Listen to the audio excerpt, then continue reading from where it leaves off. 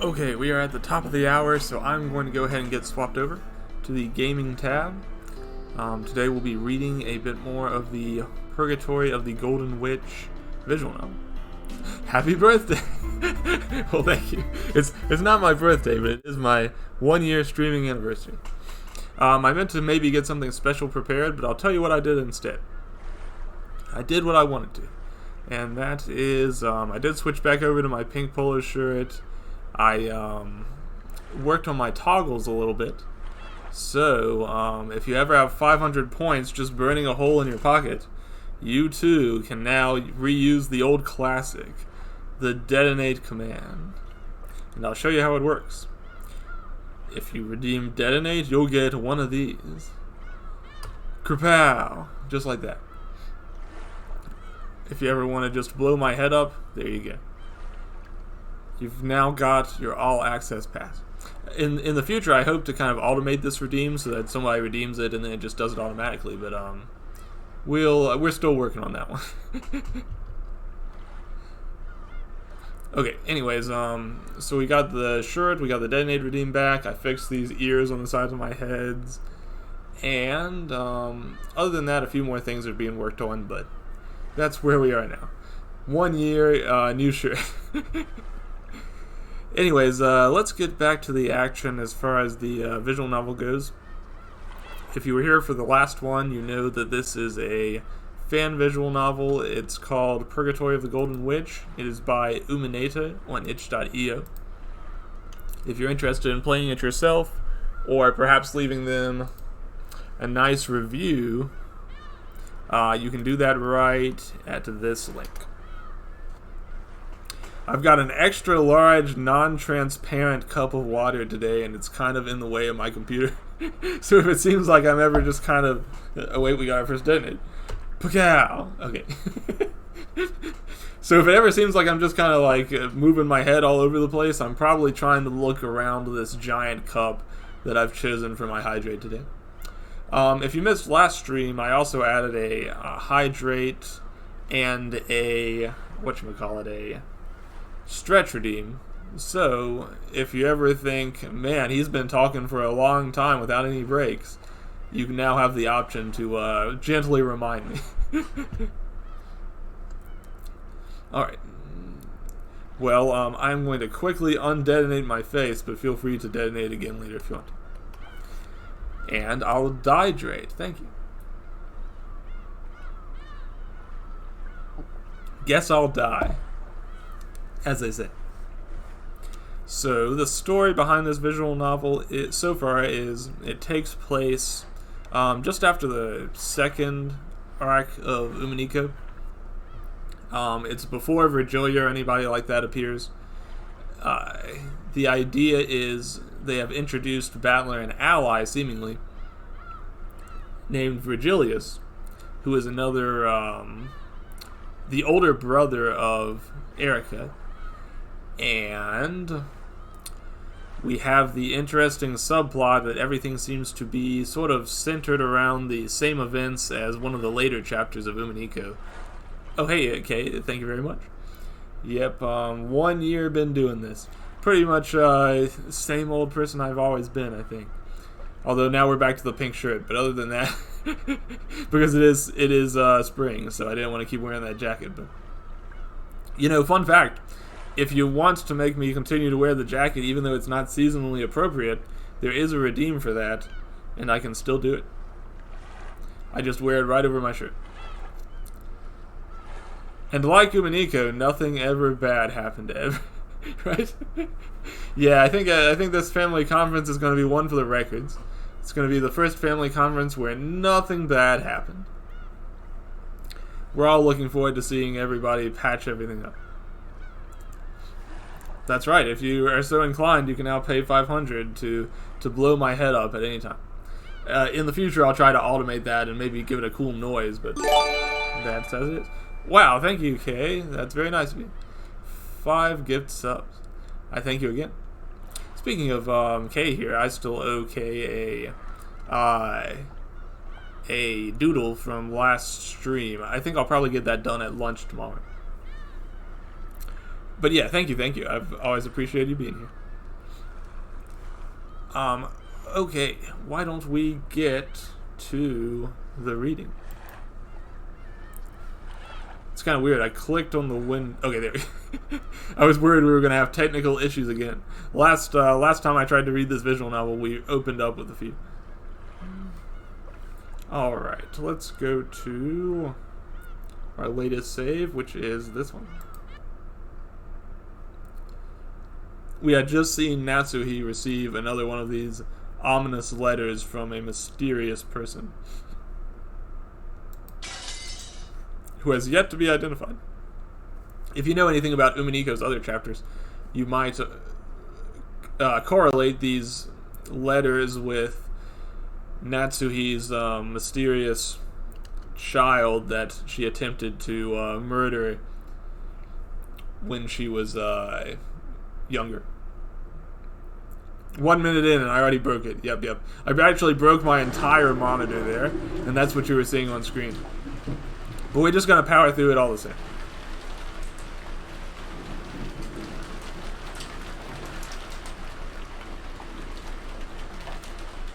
Yeah. Oh, you know, one of my mods told me after the stream that I've been pronouncing Chan as Chan, and it's driving him insane, so I'm going to try to do better on this stream. But if you catch me slipping again, if you catch me saying Shan instead of Chan, just blow my head up to remind me. Yeah, the fighting game is pretty fun too, but it's a really, really good visual novel series. I highly recommend everybody read. If you haven't read it before, though, the events of this one are going to be pretty confusing. I knew that going into it, and yet I still must read it. Because Monday is for AIM to read the visual novels that he wants to catch up. Okay, let's go. Battler groaned as the storm outside disturbed his sleep, still unprepared to wake up. The sound of the rain against the window echoed through the room, making it clear that the storm had not yet let up. Man, I turn on rain noises to go to sleep every night, so hearing this rain kind of background noise is making me sleepy during my own stream. Good boy. The sound of the rain against the window echoed through the room, making it clear that the storm had not yet let up. Realizing that made Battler even less willing to leave the warm comfort of the bed, even if it was for food. After leaving the mansion last night, the cousins spent the evening catching up on the past 6 years. Alright, you want to see the detonate? Here it goes. Oh, wait. You know what? I just realized we have a problem. My detonate is mapped to the same button as my skip in this game. I think what I'm going to do real quick is see if there's a way to turn off text skip so that I won't do that. And then I'll give you your detonate. Give me 1 second here. Usually these games have a way to turn off your skip.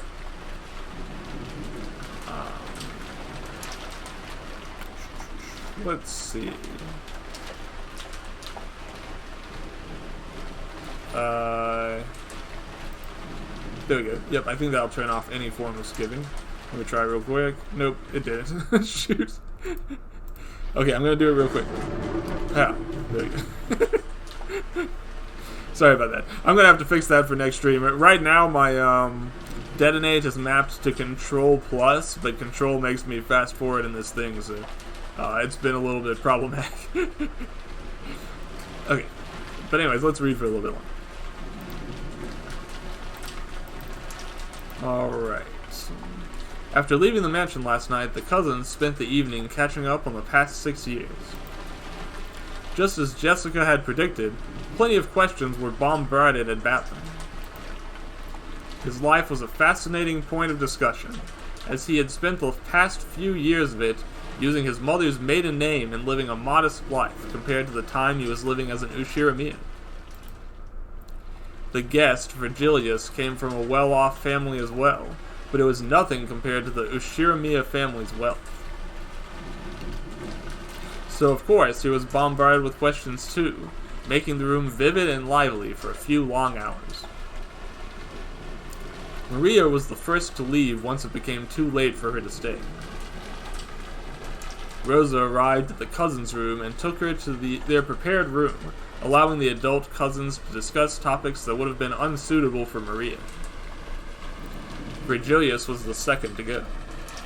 Halfway through the conversation, he had already started dozing off, unable to contain his exhaustion from that day's ordeals, and was even getting a little bit feverish. That would be just the thing, wouldn't it, if they gave Battler a partner for this particular chapter, and the partner got sick and died? Quite something. George was the first one to notice his condition, and with Dr. Nanjo to check and support his claim, Virgilius eventually went to bed, defeated, and the guest room prepared for him.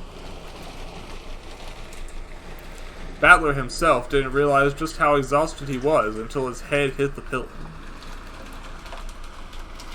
It felt as if as soon as he closed his eyes, he was already awake in the morning after.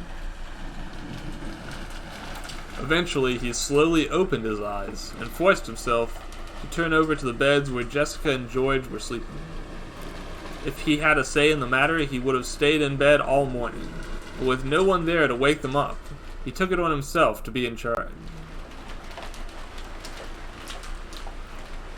Battler blinked, slowly sitting up.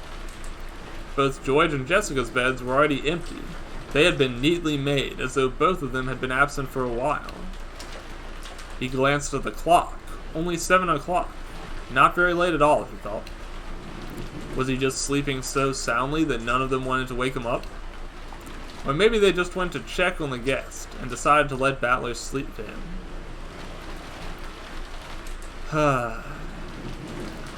Battler slowly stood up and hastily got himself ready, glancing over at his own messy bed next to George and Jessica's neat ones. The scene does give quite a feel of sleeping in on a lazy weekend. He slept. But murder? Really? With that, he left his room and made his way to the guest room before knocking on the door. There wasn't a reply straight away, but a few moments later, a sleepy, "Yes, come in," was heard, so Battler opened the door.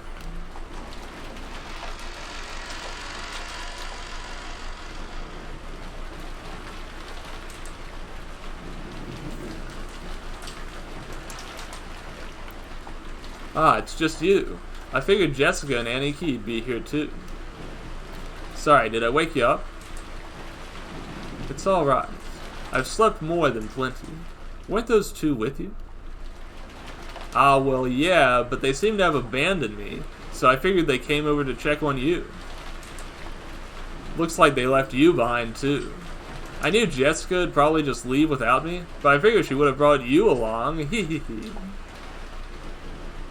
You mentioned you recently returned to the family, correct?"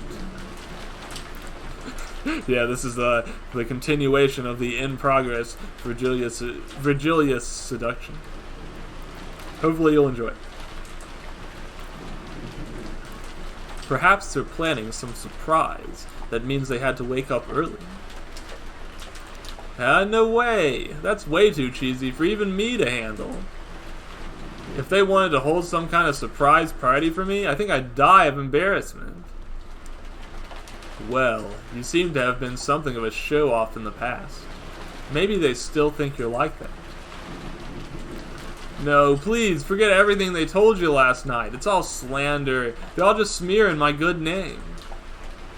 "Wait, actually, I'm getting distracted. How are you feeling now?" "Oh, I'm doing better. Thank you for asking. I think I just needed to rest." Let me try something real quick. 1 minute.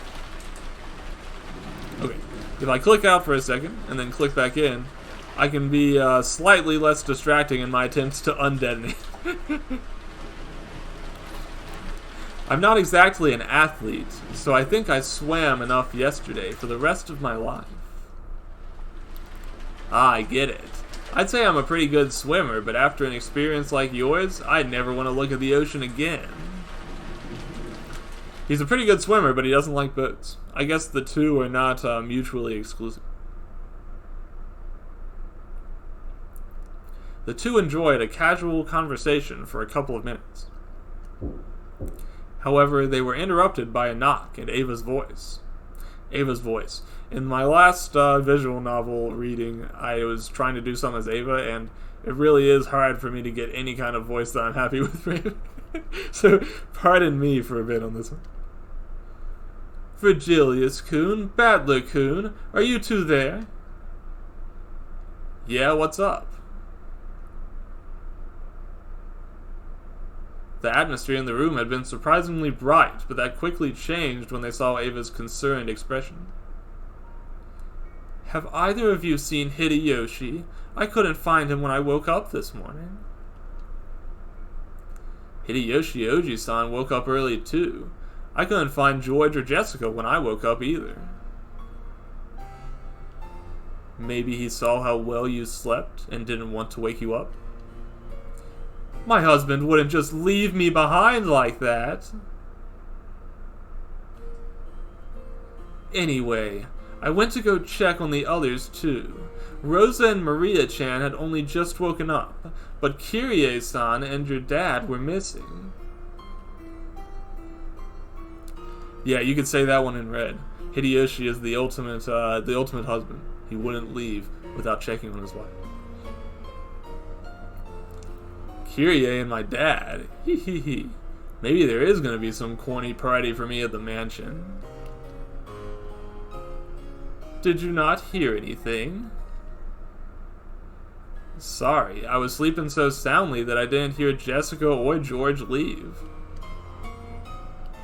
The same is true of me. After Dr. Nanjo administered my medicine, it didn't take very long for me to go to sleep. I see.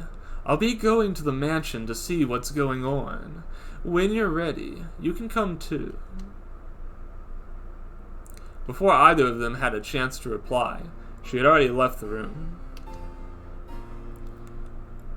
Jeez, I get that it's a bit weird, but does she have to worry so much? She's almost meta-aware here. She's been through this a couple of times.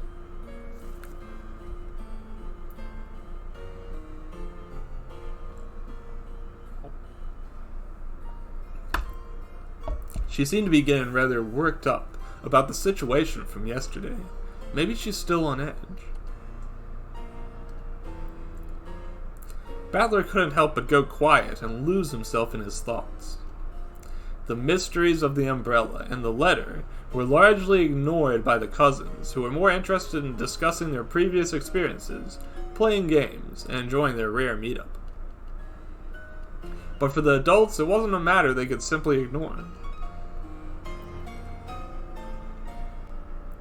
Well, there's not much we can do about it.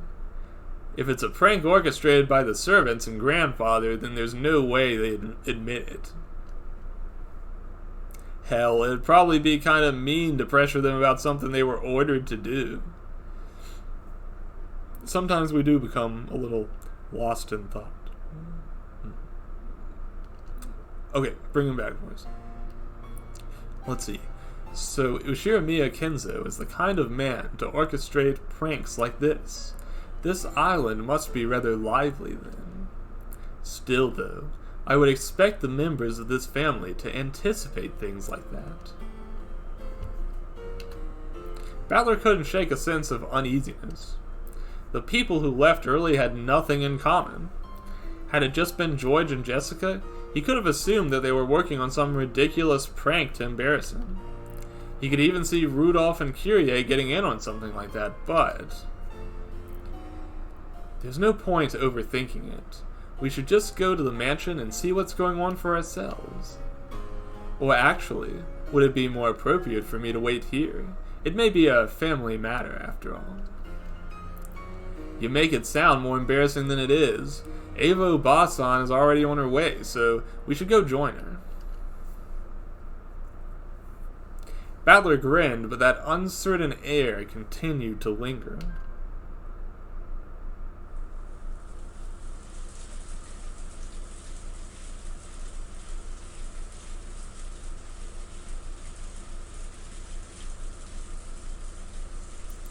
So, it's already morning. Natsui dragged herself out of bed and stared out of the window with tired eyes. After the experiences of yesterday, it was hardly unsurprising that she didn't sleep at all.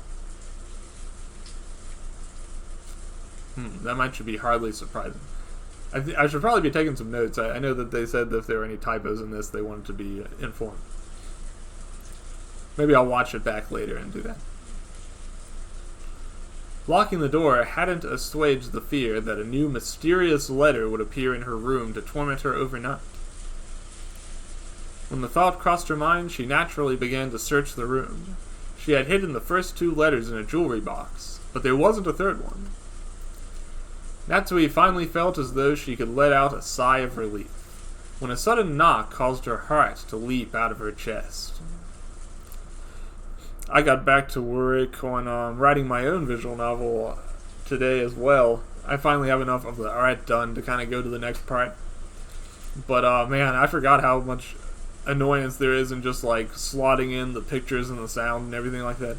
It's so much easier writing when you're not doing that kind of thing.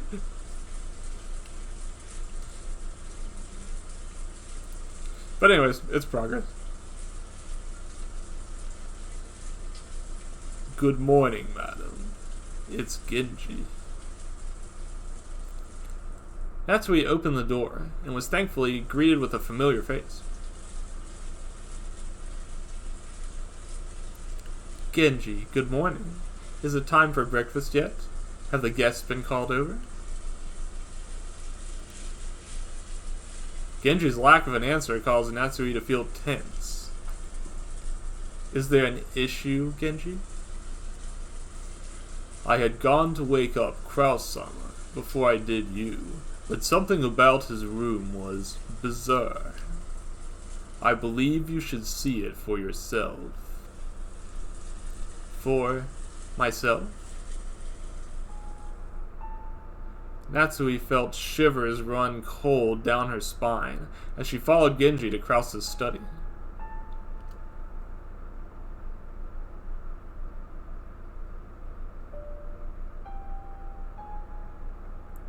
Yeah, I took a day off work today to sort of go off of the long weekend, but all I really got done was drawing a goofy Elden Ring meme picture and starting to work on the visual novel again. But it's still going to be quite some time before I have the next chapter ready to present. I hope everyone else enjoyed your return to work after a long weekend. I know it's a little hard to enjoy such a thing, but I hope you did all the same. What is that? Painted on Kraus's door was a grotesque, almost demonic magic circle, made using dark red paint that seemed like blood. Yeah, I consider Elden Ring memes being productive. It's a very important thing to get done every day. But it wasn't just Kraus's study. Both of the guest rooms next to his study had the same drawing on their door.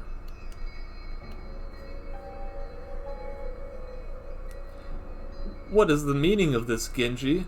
Have you informed my husband about this? Where is he now? Kraus's art is getting better. Who knew he had such an artistic talent?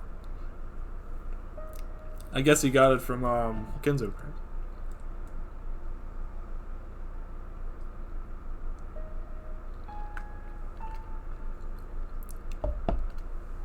I had knocked on the door many times, but I received no answer. I think Kraus might be taken out of this one early. Sorry for any Kraus fans out there. I was really enjoying our Kraus jokes. Like father, like son. They passed on the idea of bad business investments too. Natsui cautiously approached the door, instinctively recoiling at the imagery defacing it. Dear, it's Natsui. Please answer. No response. What of the other doors? Both are still locked. I decided to leave them locked and wait for your decision. Unlock them both. My husband's too. Prying into her husband's privacy was not something Natsui enjoyed. But the circumstances called for it. If her husband questioned her, showing him those mysterious circles would make him understand. Gendry approached the middle door and unlocked it. The chain is set from the inside? What is the meaning of this? Who's in there? Are the others locked from inside as well? That seems to be the case. I cannot unlock any of these doors. Looks like we have a triple closed room thing going on here. This mystery is about to get very convoluted. As Natsui attempted to pry the doors open to see what was inside, she spotted someone approaching from the hallway. What's the meaning of all this noise? Ava-san, please, return to the first floor at once. I have this under control. Is this your idea of a joke? Do you care to explain what it is you're doing? My husband has been missing since morning, and you're fiddling with a bunch of doors? I have no idea myself. The chain is set from the inside, and no one is answering. Then go and get some chain cutters. Genji. Of course, madam. Genji didn't so much as bow before he left, leaving the two women alone. Ava? Kraus's art is improved. I don't think that's something that Ava would ever say. Even if Kraus drew the Sistine Chapel, or painted the Sistine Chapel, I don't think Ava would compliment him on it. Eventually he returned, holding a pair of chain cutters and wearing a solemn expression. Please, move aside. I shall cut the chains now. With a loud noise, the chain on Kraus's study was cut. Natsui took a deep breath and prepared to enter. Ava goes and starts drawing magical circles on the other doors just to prove that she's the talented one in the family.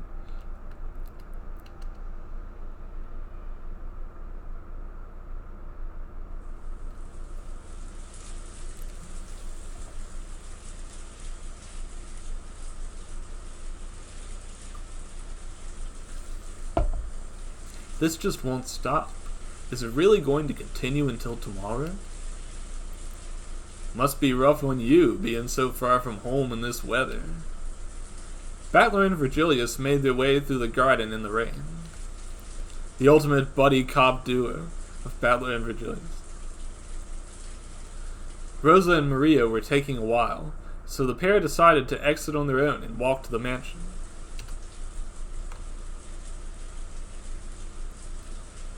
So this is what the garden looks like during the day. It was way nicer when we first showed up. The storms messed it all up. You should totally come back in better weather for the complete experience. Well, I doubt I'll be going back on a boat after all this. You should tell Jessica that. Maybe she'll stop bullying me for hating vehicles for once.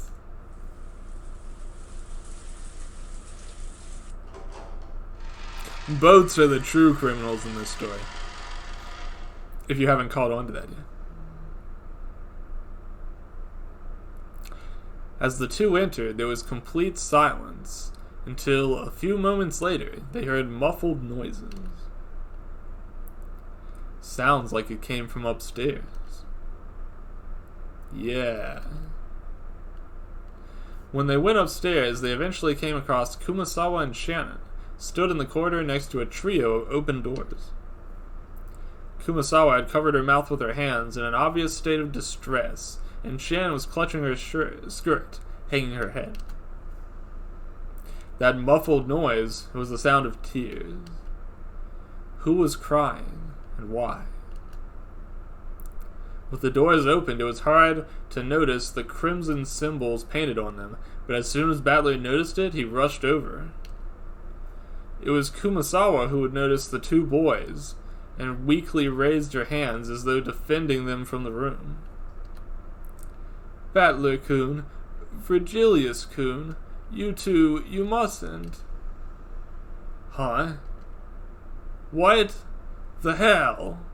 Oh shit, is that Krause's signature circle? What's Krause doing in these rooms? He's painting up a storm.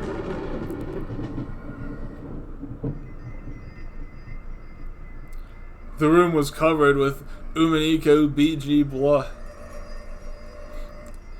Battler lacked the capacity to scream. He couldn't even move.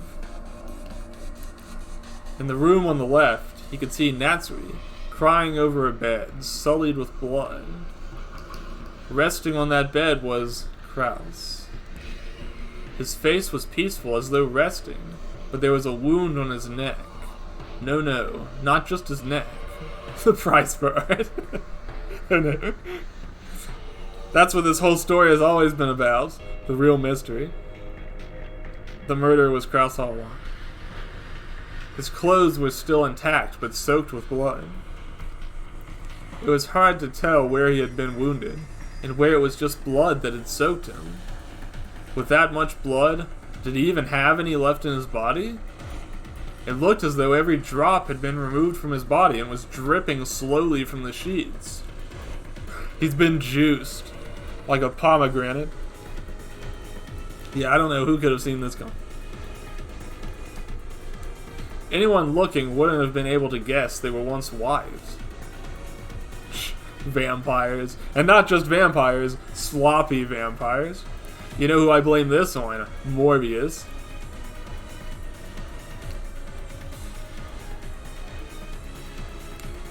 But that wasn't all.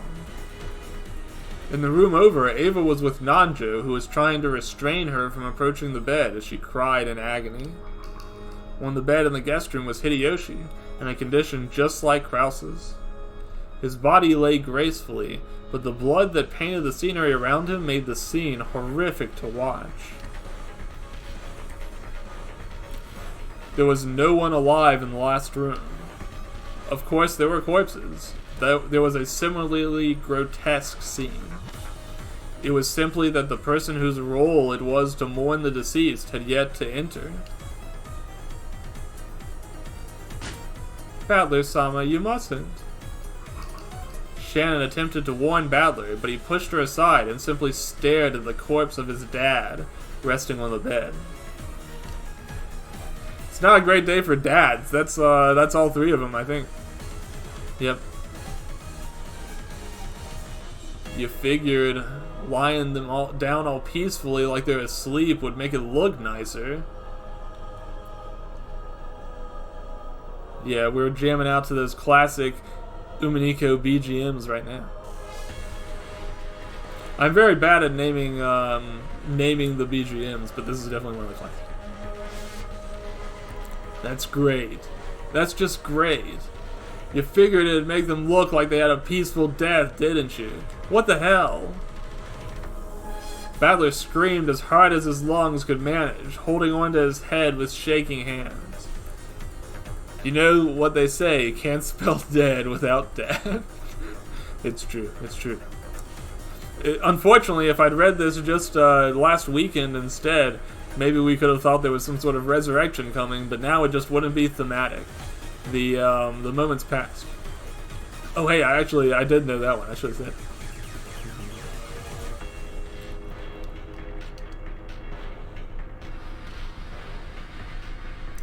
God, there's so much blood. Were those drawings on the door also? Did someone spill that much blood and dig up a fucking brush or use their fingers or whatever the hell they used to draw that, making that horrifying drawing like their blood was just paint? Yeah, Krause is really dedicated to this whole magic circle thing. What the hell do you gain from doing something so sick? Isn't killing them enough? Making a scene like this. You want me to be fucking grateful that each of them got a nice fancy bed to die on? Oh, thank you, Mr. Murderer. I'm so grateful, you sick piece of shit. Virgilius, son. I hate to ask this of you, but could you please remove Battler-kun from the scene? Nanjo, still clinging to Ava, called to Virgilius, breaking him out of a sort of a trance. It's alright. You know, seemingly, we would have to imagine that Jessica and George are probably somewhere dead too, but if so, they haven't been found yet. As soon as he heard his name, he snapped out of his thoughts and entered the room where Rudolph had died.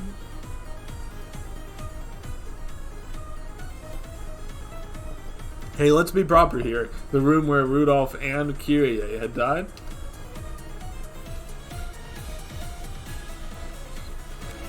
Battler-san, I'm sorry, but we can't disturb the crime scene. If you want there to be justice for the person who did this, we have to leave this room as it is. That's my dad over there, you know? That piece of shit who I wished would just go and die.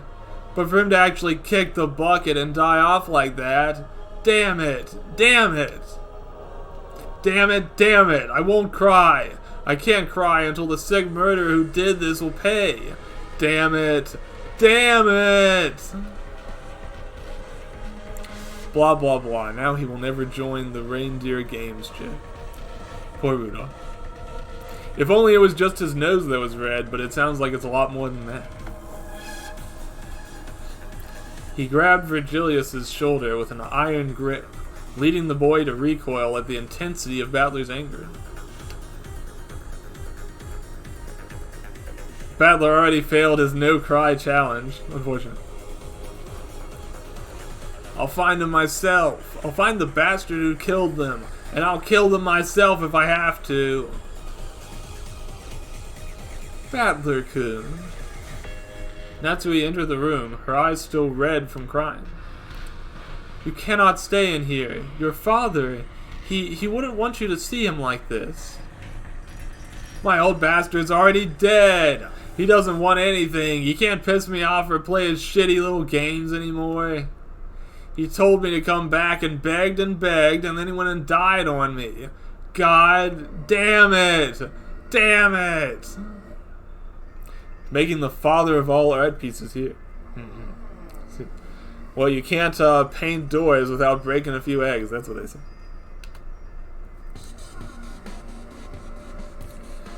Virgilius-san, would you please leave the room? There should be as few people in here as possible. You can't. Virgilius wanted to protest, but Natsui's intense expression made him back off, and he let Natsui approach Battler and went for the exit. This was all for you, Battler. He died for you. For this art. He met Nanjo there, who was still supporting a distraught Ava. Dr. Nanjo, what on earth happened here? They're all dead, right? When did it happen? It's probably been a few hours since their death. It is likely that they died instantly.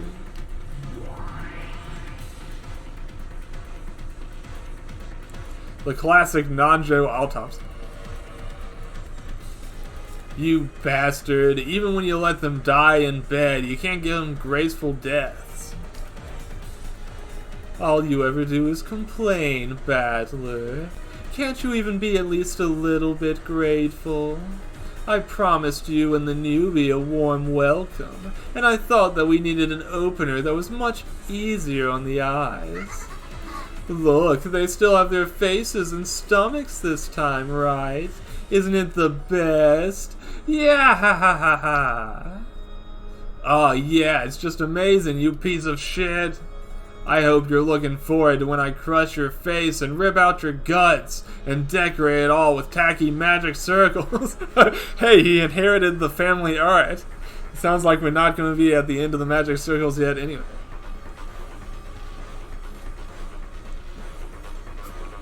Magic Circle fans have a lot to look forward to. Yeah, ha ha ha ha. It's the third time you've seen something like this, and you're still getting all angry. You're truly the best toy I have, Ushiramiya Battler. I have to be at my best with you because I just have to see your reactions. The Kraus legacy.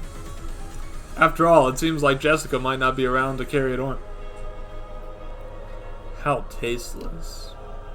Huh? I assumed you would show us some impossible to solve murders or creative riddles, but in order to make yourself believable, you need to do something grotesque like this. You're just a sadistic show-off. You're awful confident for a new player who hasn't so much as made a move. I've already given you some complicated riddles, but this is only the beginning.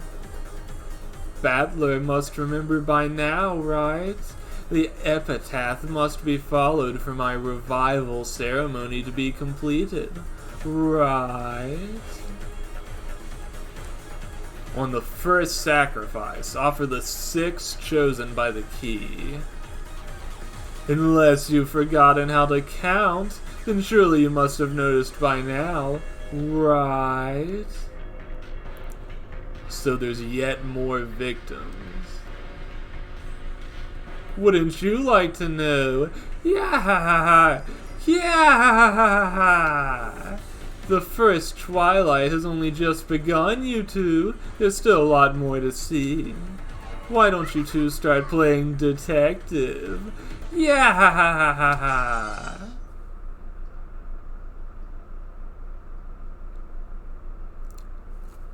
I think there's something there.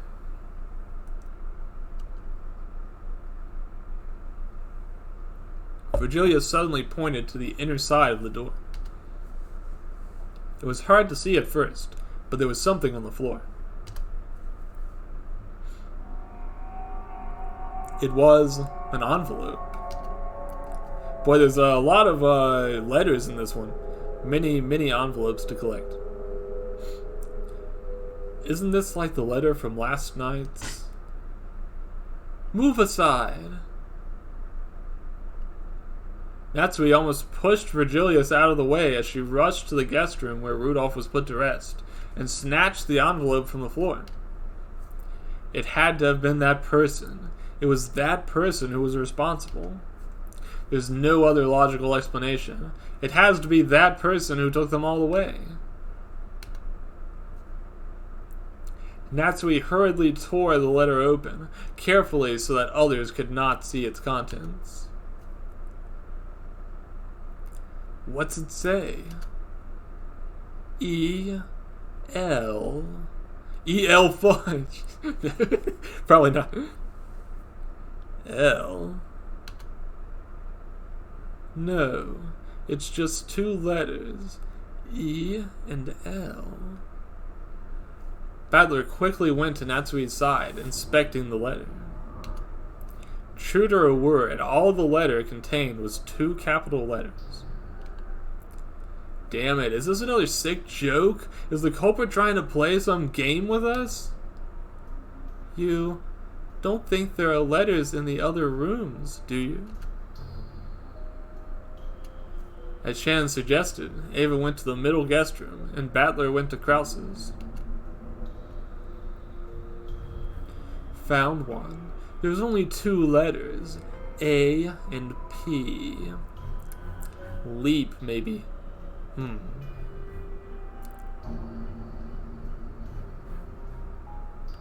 2 additional letters besides E and L. Yeah, that makes sense. You're confusing me with the way you're using the word letters. Maybe they spelled apple incorrectly. Maybe the other ones are also P and no, that's too many letters. Or too few letters, really. AP, like English for up? That would be spelled with a U. It's going to spell paleontologist. Yeah, probably. We'll see. Battler frowned and opened the letter from Krause's room. C-H. You can barely even pronounce that. Let's see. We have E-L.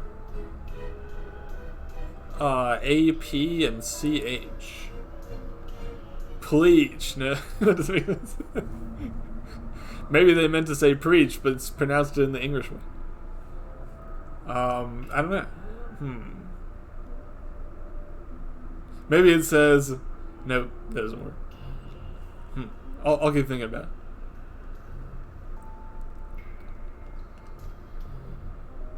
Three rooms, 2 letters for each. E-L-A-P-C-H.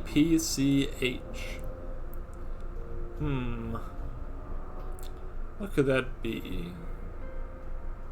It's time to play Wordle, the fun free word game. Chapel, there you go. Okay. That makes sense. Thank you, Heat.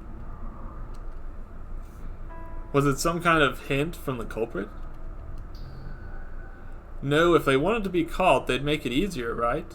So between their sick acts, they still have some time to play twisted games with them. E-L-A-P-C-H. It definitely didn't seem like a name. Maybe it was some kind of anagram. What reason would the culprit have to leave some kind of message on the crime scene anyway?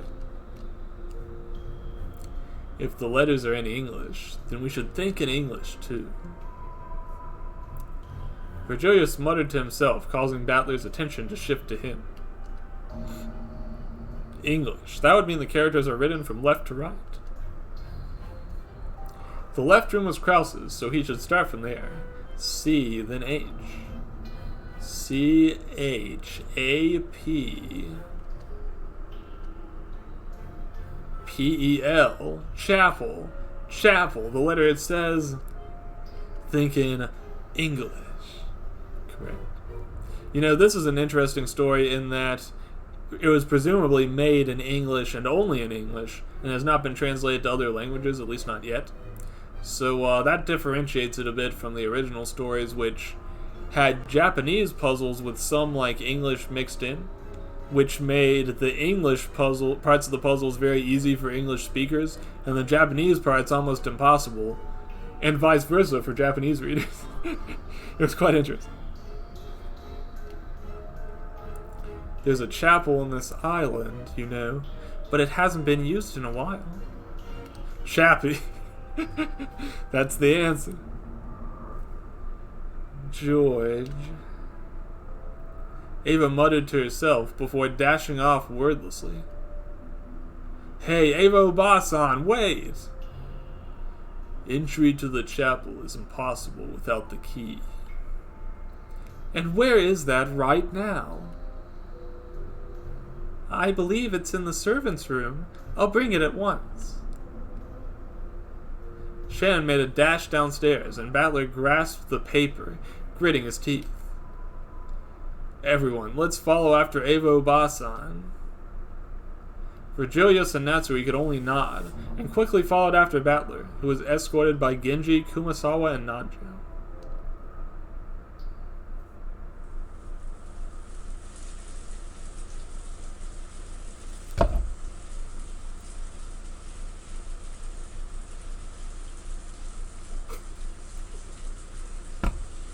The key. Do you all have the key? Hand it over to me right now. Ava yelled at the group as soon as they approached. You didn't say please. She was standing by the door to the chapel, which had a circle on it similar to the ones on the doors in the mansion. Here. Shannon rushed over and opened the door. Ava dashed in as soon as she did. George.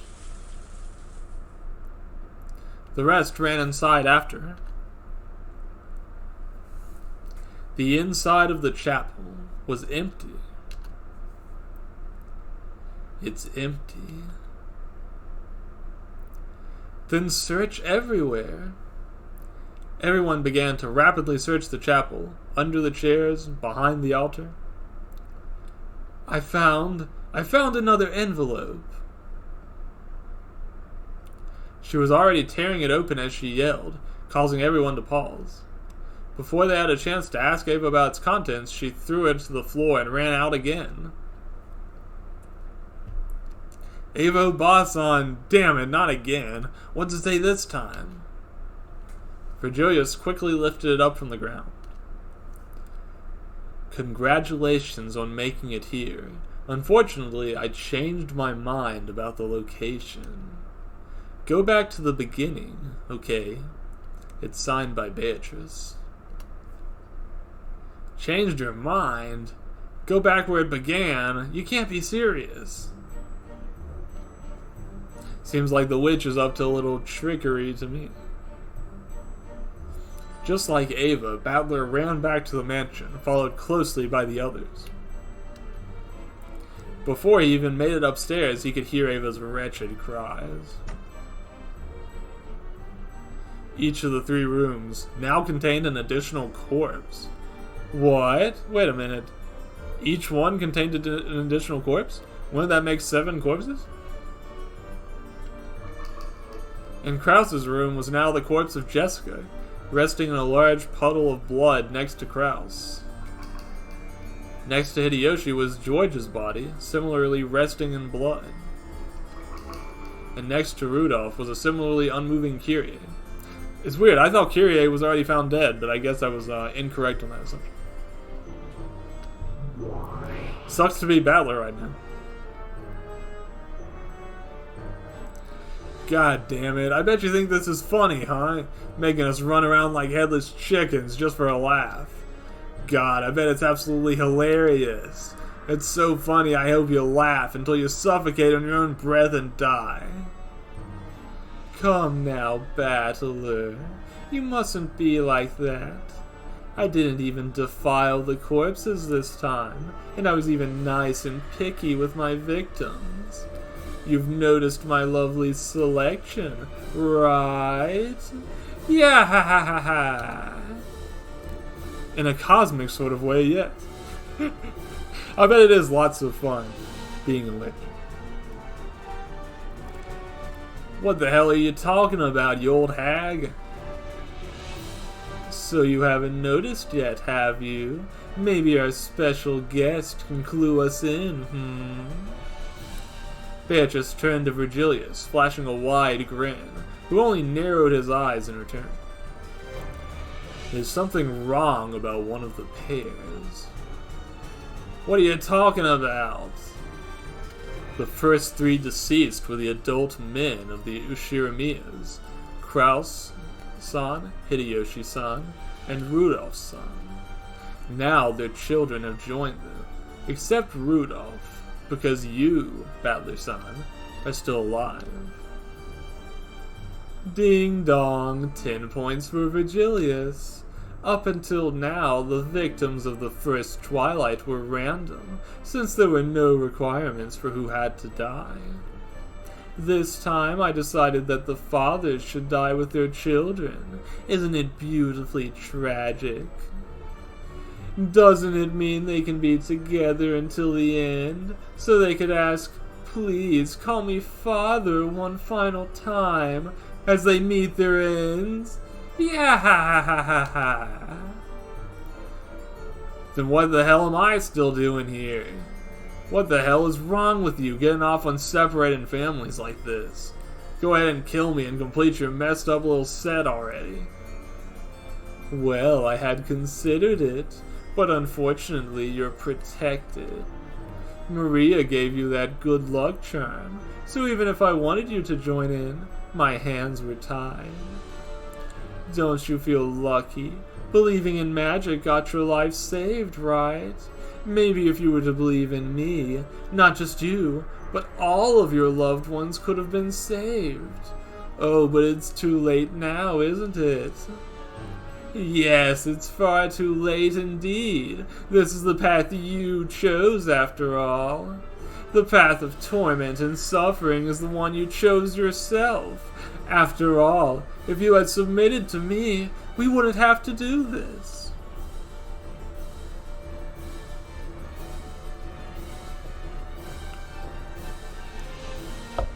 God damn it, shut up. Just shut the hell up. I don't want to listen to you anymore.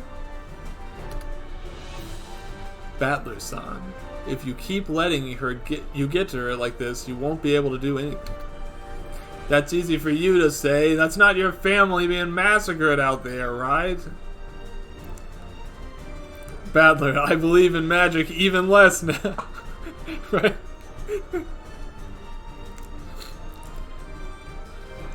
Of course it isn't. But I'm as much a prisoner as you are. Yeah, Battler is swearing just a little bit more in this visual novel, but that's fine. I think sometimes when you write a visual novel, you end up, kind of leaning into language a little bit more than the source did. I don't know. I could be wrong about that. I'm writing a visual novel, and in my visual novel, there's really only one character who curses, and he curses a lot. So I did that kind of like as a speech tick for that character, but I don't know. Some people use it a little bit more liberally.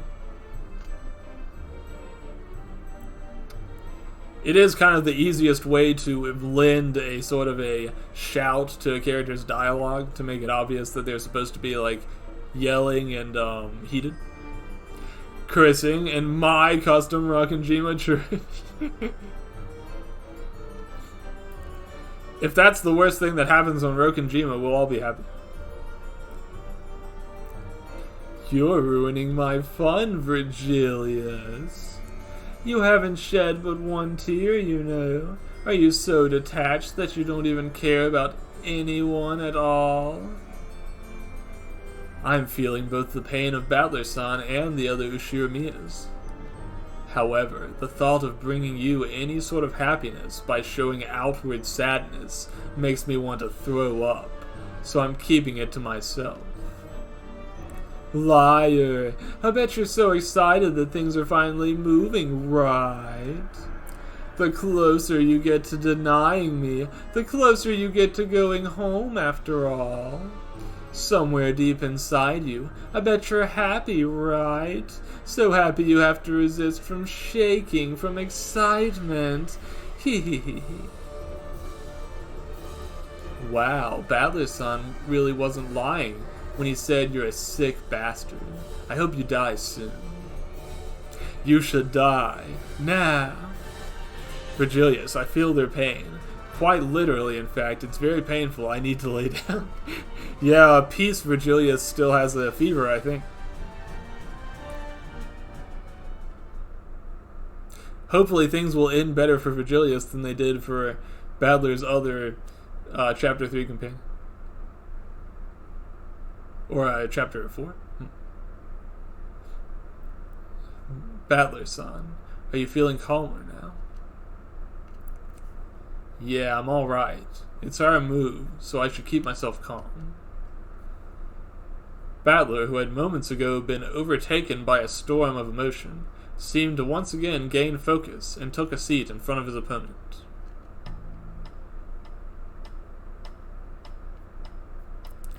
There you have it, the first twilight. The bodies of Kraus, Hideyoshi, and Rudolph were found in the mansion, in 3 consecutive rooms. Your group was guided to the chapel in search of the rest of the victims, and upon return, the corpses had doubled, creating a total of 6 victims. Doubled? Don't make it sound like you just whipped them up out of nowhere. Oh, did I not? I'm thrilled to hear your explanation, if you have one, that is. First call, I'd like to ask if the 6 people are all really dead. Well, obviously, you heard it on the board, right? Nanjo confirmed the deaths of all 6 people. There's no way he would mistake the status of a dead body. That could be pretty pathetic for a doctor, if you ask me. I still can't understand how neither of us heard anything. Are you positive you did it, Ryu? I told you already, didn't I? I most assuredly did not. What did you expect me to do? Stay awake all night, listen to you, and make sure no one is currently committing a ritual murder?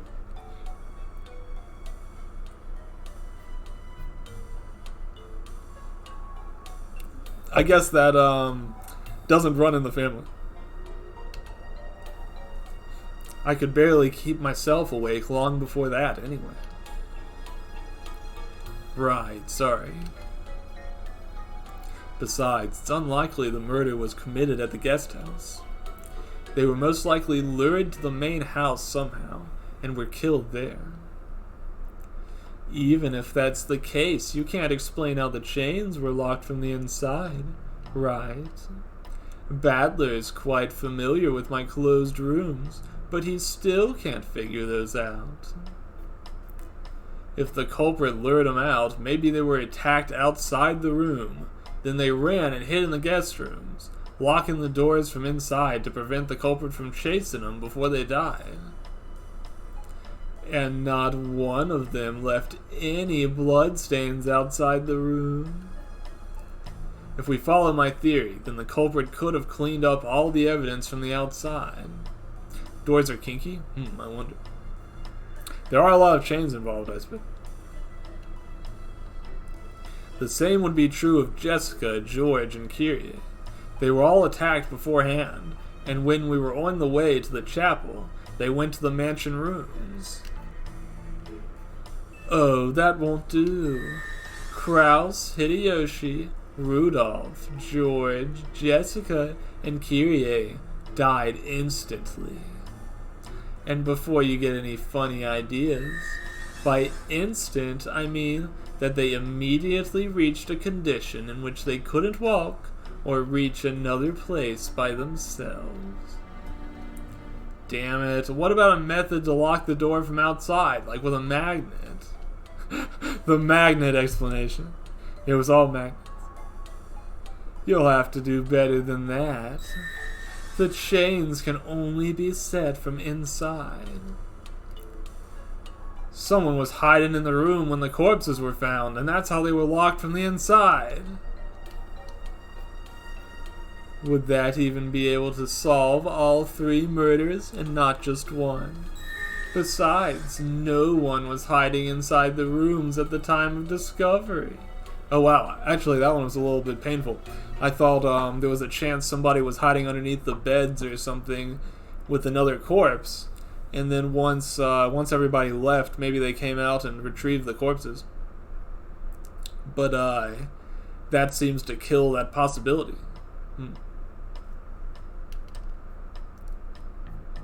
The fact that there was so much blood, maybe 2 bodies worth of blood, makes you wonder if it's possible the other corpses were there already somewhere, but I don't understand how... Actually, no, this isn't really a problem at all, is it? Because if the other corpses were hidden beneath the beds, for instance, and somebody came back and brought them out onto the beds, then it actually doesn't matter if no one was hiding in the rooms at the time of the discovery. That might be a sneaky red truth that sounds more debilitating than it actually is. Wait, I'm beginning to think this wasn't Krause's elaborate art project. No, I think we should hold on to that theory for just a little while longer, at least through the 2nd and 3rd murders. Then George, Jessica, Kyrie were hidden in the rooms from the start, and we just didn't see them, and all the culprit had to do was reveal them later. Are you even trying to explain the first 3? Jessica, George, and Kyrie got to the rooms in which they were discovered after you left the mansion. That would mean, I guess it's still possible that somebody dragged the corpses there during that time, as they were gone for a pretty lengthy period of time. For instance, if we assume that multiple servants were behind the murders, that does give us enough bodies to bring the bodies, so to speak. But I don't know. It could be more complicated, or it could be that simple. Badler clutched his head in frustration. It felt like Beato didn't even have to make the slightest effort to cut down his logic. It was almost as if she was getting bored, just going straight into her promised victory. Had she been playing with him up until now? Had she grown bored of going easy on him? He felt doubt run cold through his heart.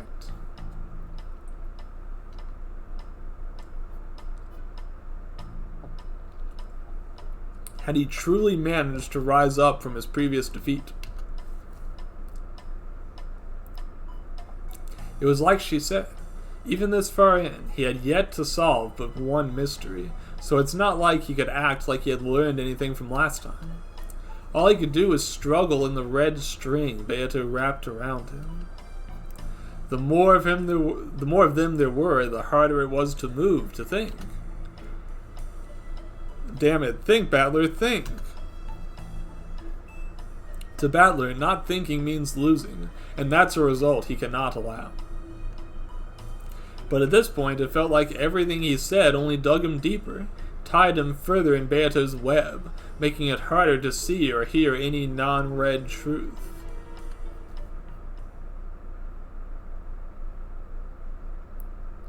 So, you've already forgotten?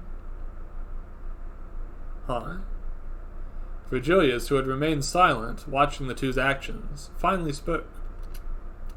You've already forgotten what we talked about, the most important weapon we have. Battler clenched his fists. He knew what Virgilius meant. After all, the only thing they could trust is their own eyes and ears. Anything else could be a subjective or fabricated truth from the eyes of another. But how could he deny anything? He saw everything, right? Right? Beato, repeated in red. While the chains on the rooms were still intact, the people inside were already dead. Huh? Battler, who had just moments ago been frustrated to the points of rage, changed. Thanks, I think I understand how we can fight back again. You're right. While it may be true that we saw the chain locks in the rooms, they had already been cut when we arrived. For all we know, those locks could have been cut ages ago. I'll say it again, repeated in red. The first 3 victims died before the chain was cut. We have the giant battler behind the sprite finger again. Always a pleasure. I refuse. I won't tell you why, naturally. If we think about it like that, then these aren't even locked rooms, let alone magic. Haha, so much for magic done by the Great Witch. Don't forget that the rooms were locked by the time Natsui and Genji arrived. The rules are identical to the previous game. There are only 5 master keys, 1 for each servant on the island. It's useless. It's all useless. It's not like there's any proof that they were locked at all, right? When I arrived, the doors were wide open, and even if they were truly locked, the culprit had the entire night. They're clearly quiet enough to be able to lure people out of the guest house, so it's not like they struggle to steal a master key and return it, right? Can you repeat it in red? Can you say the doors were locked in a method that isn't the master keys? Shh. Battler, you get yourself a new way of thinking, and now you're going to throw it around like it's the solution, aren't you? Well, from the look on your face, you don't plan on repeating it, right? These rooms are barely even closed rooms. Hold on, then how would you explain the mystery of the appearing corpses? I already said that no one was hiding in the room, nor that the corpses were already there. That's not a problem. The corpses were in another room, and when the culprits sent to the chapel, they had the chance to set the corpses out while we were gone. There was no sign of the bodies being moved through the corridor. Didn't you see how bloody those corpses were? Do you really think they could have been dragged like that without any mess?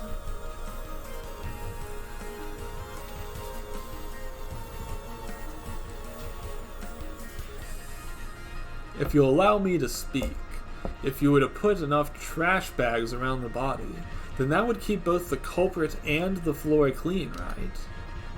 Besides, the death was instant, right? So they didn't die via blood loss, right? You said so yourself, didn't you? That means the blood could have been spilt post-mortem, while the fatal wound wasn't a bloody one. You cocky little... I told you already. To me, the red truths are a tool for us, not you. Excellent. I'm glad we're finally making progress. That's right, the red truth isn't something you can use to torment me anymore. The more red you use, the closer we'll get to the truth. So get ready for our theory. The culprit hid the corpses of Jessica, George, and Kyrie on the 3rd floor using trash bags to cover their tracks. Follow that logic, it'd be easy for them to bring the corpses down, set them in the room, and escape with the empty bags before they return.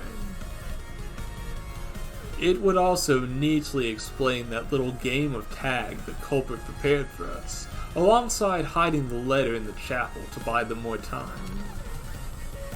How pathetic. Beatrice, your magic is no more than tricks painted over with illusions. I'm not gonna fall for your tricks anymore. So you'd better be the one considering their words from now on. This is our checkmate, Beatrice!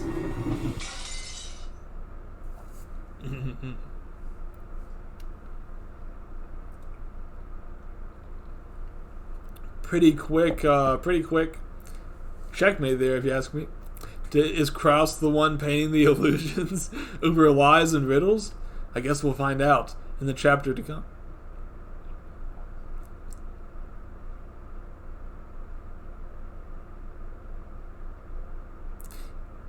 We're back to Toya and Hachijo. You sure are taking this seriously, Toya. You're the one who wanted to tackle this together, right? I should at least try. Toya pressed a black pen to a small notebook he was holding. Resting on his ear was a red pen he had been using until a moment ago to write down relevant red truths.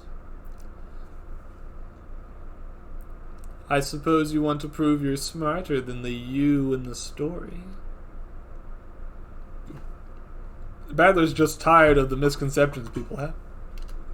Or Toya is just tired of the misconception people have about him. My apologies. Was that rude of me? Nah, it's alright. It just feels odd reading a story about myself, but written by someone else. As soon as Beatrice commenced her attack, Toya paused their reading in order to get a notebook, making sure to note down anything he wanted to record to memory.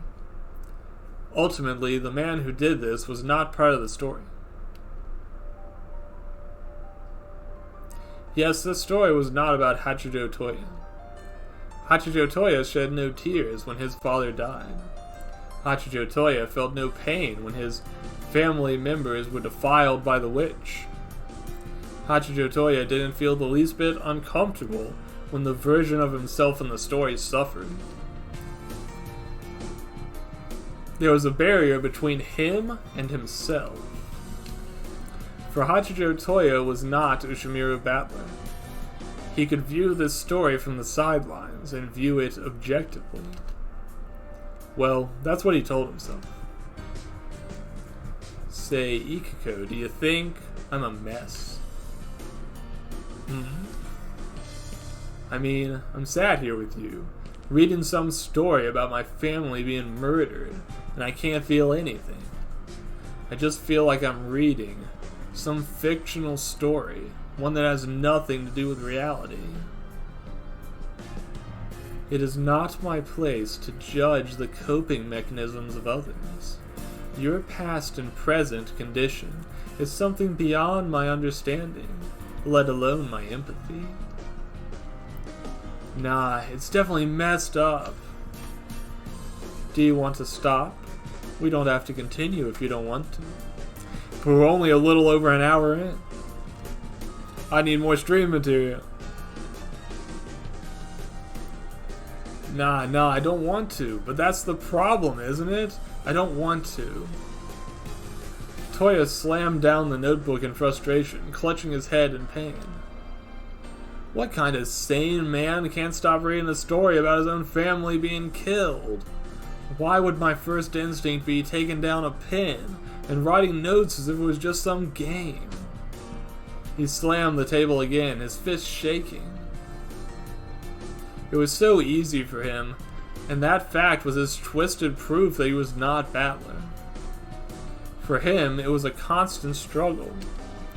Should he reject himself and become Battler, or should he reject Battler and become himself? Was there any way at all for the two of them to rest in peace? He had no answers, but surely if Ushiramiya Battler sat here and read those stories, he would have been deeply angered. So if he did not feel such emotions, he was not that person. He could hear Ikuko standing up to leave, and moments later felt her hand on his shoulder. Your head must be hurting terribly. Take some medicine and take it slow. Yeah, I'm sorry. You don't need to apologize. Everything we're doing for your sake. My own sake. He repeated Ikuko's words back to himself. She was right. For as long as he cannot remember that day, there will always be a gap in his memory that will keep him bound to his past. He was sure that Ushiramiya Battler also wished to learn the truth of that day. Maybe that was what both of them had in common. So no matter what, when Toya was working towards discovering the truth, whether it be writing or reading forgeries, he felt at ease, because he was doing it for himself.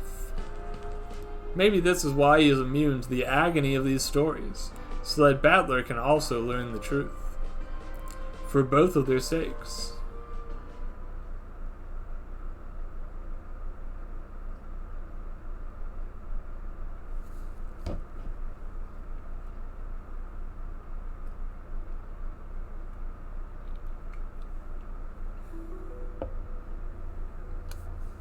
That can't be. George and Jessica too?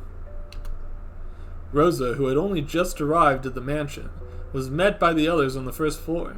She had to sit down to deal with the news. 6 had been found dead after all, and the culprit behind their deaths was still on the island. Natsui and Ava both sat in the chairs in the living room, each wielding a shotgun they'd brought to defend themselves. We have here our classic Umineko shotguns, those little short Winchester rifles.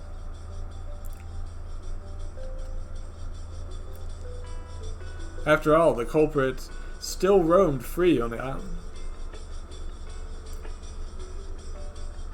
Why did I say short Winchester rifle? I don't think that's right.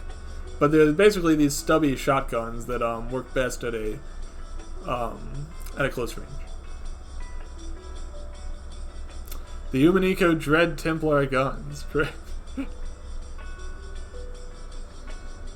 We have another Dread Templar stream on Wednesday for anybody who's interested. Unless it gets moved to Thursday again. We'll see. We locked the 3 rooms where the corpses were. No one should disturb them until the police arrive. I wasn't doing a Nanjo voice there at all. Sorry. Of course. I understand. Rosa still spoke in a shaky voice, holding Maria's hand, who sat by her side quietly.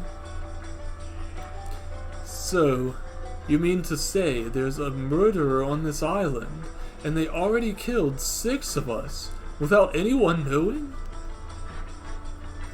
Please make sure to set your corpse to D&D. Do not disturb. Indeed. Otherwise, you may receive extraneous room service. Go to asked out loud, but no one wanted to answer, until Battler slammed the table with his fists, breaking the silence. Who would do something like this? What kind of a messed up monster would not only murder people, but also set up such a cheap show? It must be the same person from the letter. The person who claims to be Beatrice. The hell with Beatrice! If Granddad is so busy with his bullshit of magic and witches, He should come down here and explain himself right away. I agree with Battler-kun about speaking with Father. I believe we need to meet Father, notify him, and check on his well-being as well. Father's room is the safest place in the mansion. It has an auto lock and can only be opened with a special key. I believe that for him to stay in his room for the time being is the best choice for him. There's no need to disturb him. No need to disturb him? My husband and son were just murdered. So were mine, Ava-san. There was a tense silence in the room once again. No one knew what to offer or what to do. Eventually, Battler broke the silence again. Isn't Granddad the one obsessed with the witch and Beatrice? Putting that giant portrait and the epitaph in the middle of the mansion? Maybe he'll know what's the meaning of it. You know, maybe even plays along with it, the bastard. Battler-kun, you can't blame Father in something like this. He would never. I can confirm Father didn't leave his room yesterday, so we know for certain he wasn't involved with this. Confirm. May I ask how you know it, Ava-san? Yesterday evening, before we returned to the guest house, I passed by Father's room and tucked a piece of paper in the door. Before we returned to the parlor, I passed by my father's room again and attempted reaching out to him. He didn't answer, but the paper was still there. Are you telling me you tried to reach Father by yourself? That's a very weird thing to do. Why would you do something like this? Stop prying in things that are not related to you. No, I'm actually very willing to share. You're studying law, right? Maybe you have some interesting insights to give us. Nay-san, is it really the time now?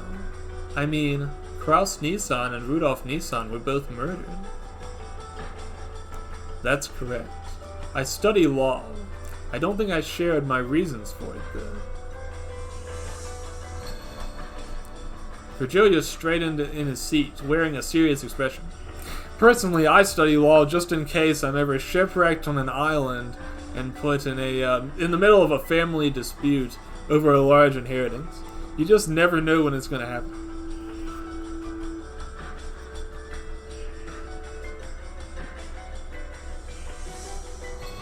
And also so that's more convincing when I dress in a lawyerly fashion.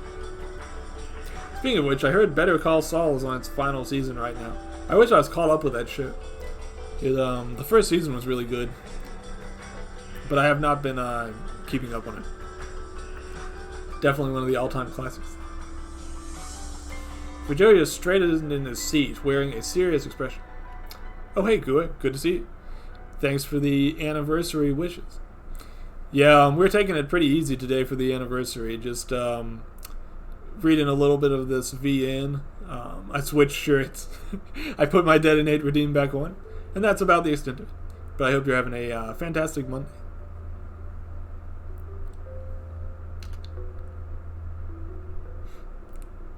This world is filled with criminals, and many of them manage to escape punishment just in the last moment, their crimes soon forgotten.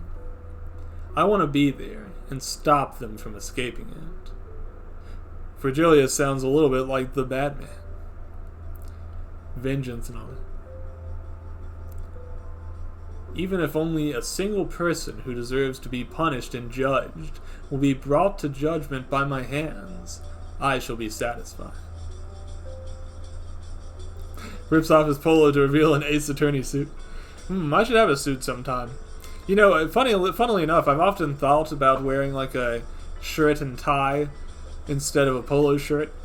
The reason I don't is because my job is actually not like a tie workplace. It's a little bit industrial despite being in an office. So that's why I don't do it. Suit aim. Let's go. I have drawn myself in a suit a couple of times. In fact, I think I've done it at least 3 times. One time I was Gordon Rosewater. One time I was Phoenix Wright, and one time I was Helltaker. So I think I have worn a suit 3 different times in drawings by this point. Just not on stream. Natsui cowered in her seat, feeling a cold shiver running down her back. That's true, I remember that. The landscaper? I won't get too much into it, but no, it's not landscape. I'm not quite so outdoorsy either.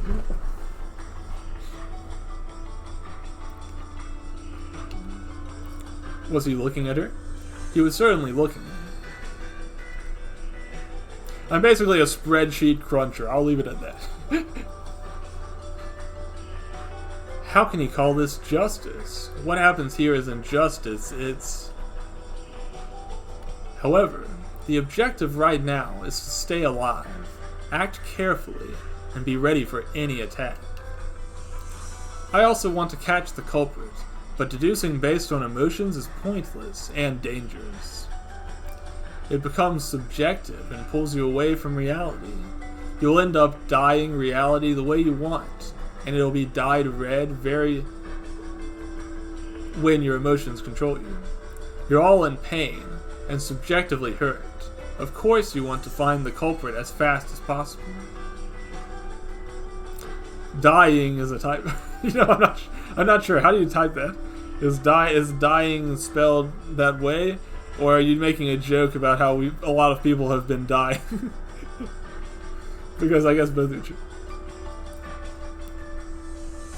However, if you let your emotions take over, it'll only cause even more harm. As he spoke, Ava's tense shoulders slowly relaxed, tears going down her face again. You're right. You're right, Virgilius-kun. I want to catch the culprit right away. But if I stay like this, I will not be able to think straight. I'll make mistakes that I regret. The only thing we can do is wait and be ready to catch the culprit if they try to act again. Another mystery. The mystery of how we correctly spell dying in the sense of, dying something. Who knows? It's one of those things I always learn, and I always forget. I also want to chase them and find them, but Ryu-san is right. It'll only cause us to argue more and put us in danger.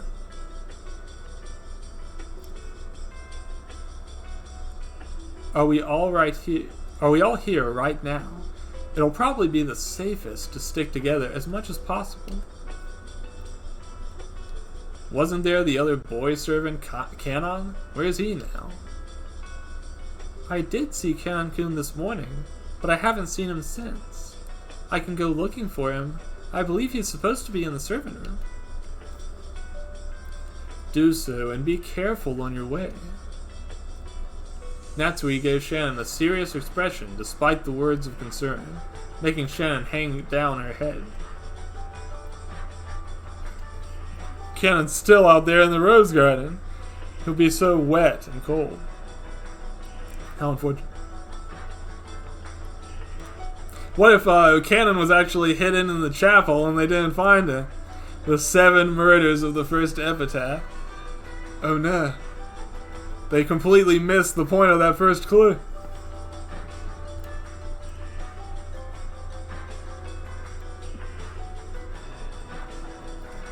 Wait, shouldn't I come with you, Shannon Chan? Ah, I did it again. I'm going to detonate myself. Nobody has to pay for that. Anytime I say Shan instead of Chan in this stream, I have to detonate myself. 1 second. Okay.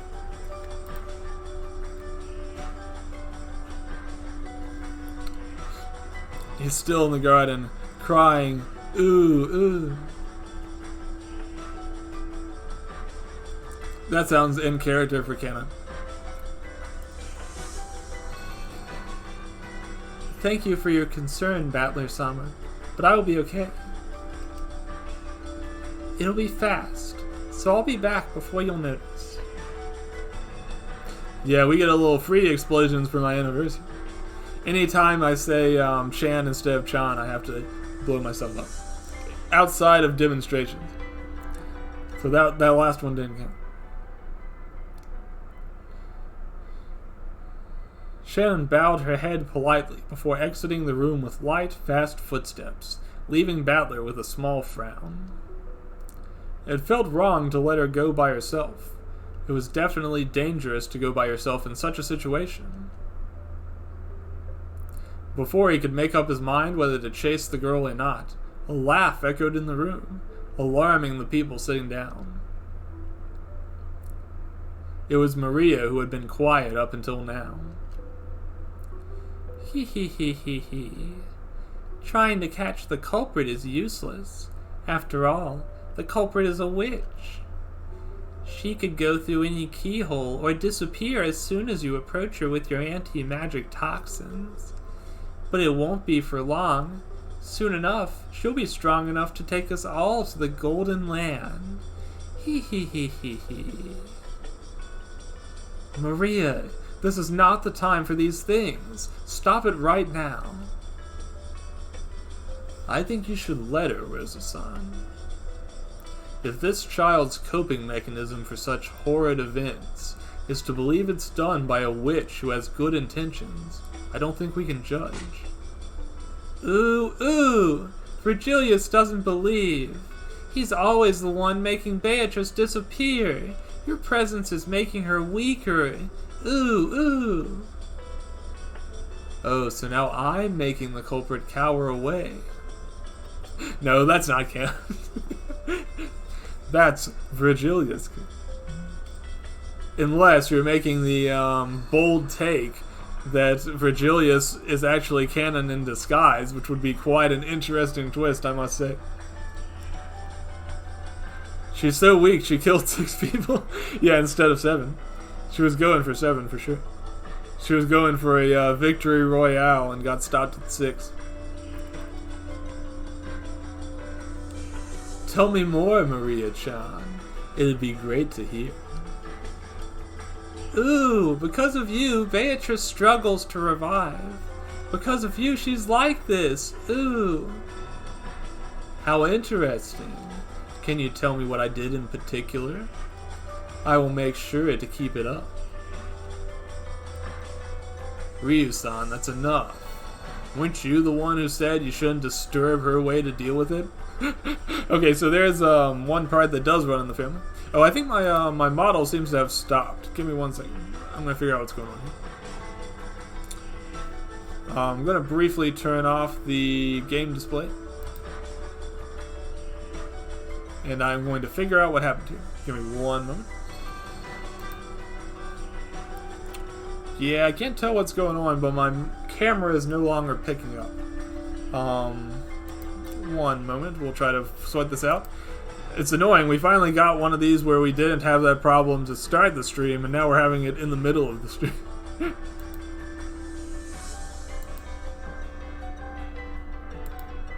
I guess it'd just be like... Alright, let's see. I'm going to try unplugging and replugging.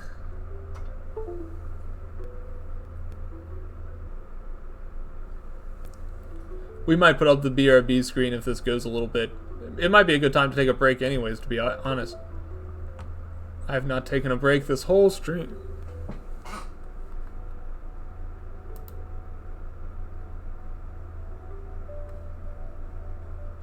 Yeah, I think what we're going to do here is, while I fix this up, why don't we take a brief break.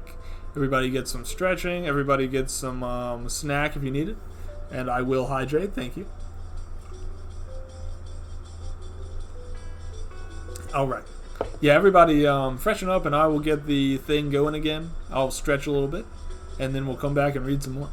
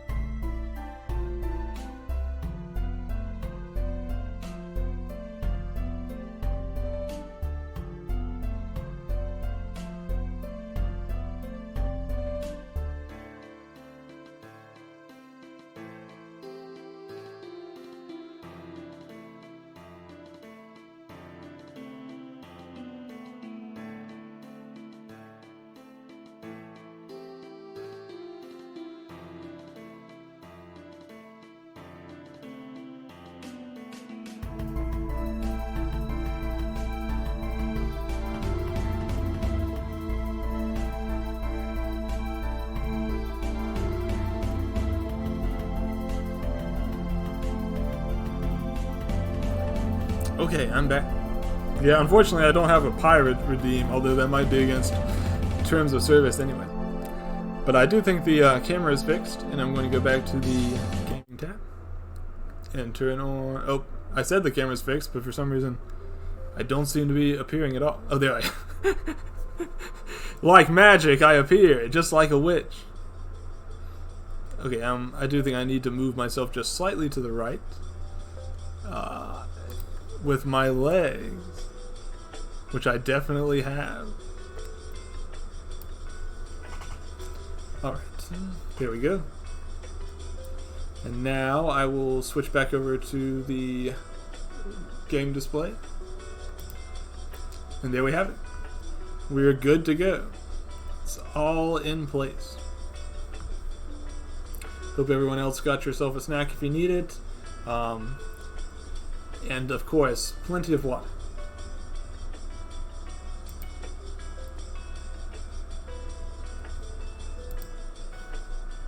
Battler temporarily had a model glitch as well. No, I'm just kidding. It was just me accidentally going up on the scroll wheel.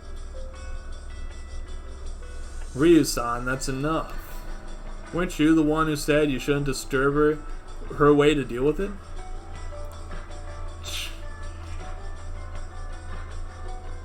Virgilius sank into his seat, a hint of impatience on his face. It's true that he had said that finding the culprit right now was not the right thing to do, that it would be smarter to wait and be ready for an attack. But he couldn't help but keep thinking. Think. This is a game of deduction. If you stop thinking, you lose.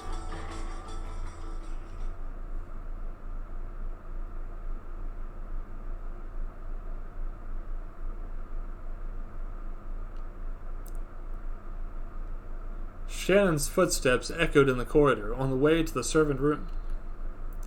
It had a gloomy feeling of loneliness, emptiness, and death. Shannon slowed down her footsteps, taking a deep breath, closing her eyes. Both George and Jessica had died, and it was very possible that Cannon doesn't know about the horrible events yet, that he doesn't know Jessica was killed. The thought of having to deliver the news to Cannon made Shannon's heart feel heavy. After all, her own heart was heavy too.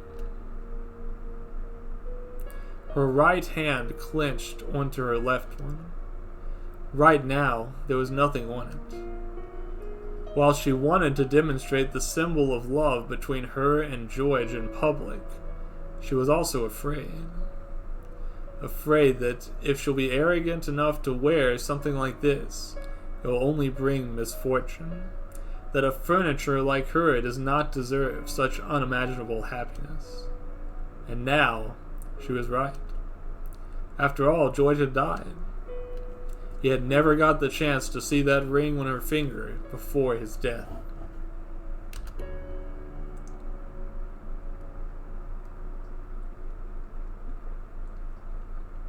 And all because of Krause's twisted art experiment. You know what? I broke again.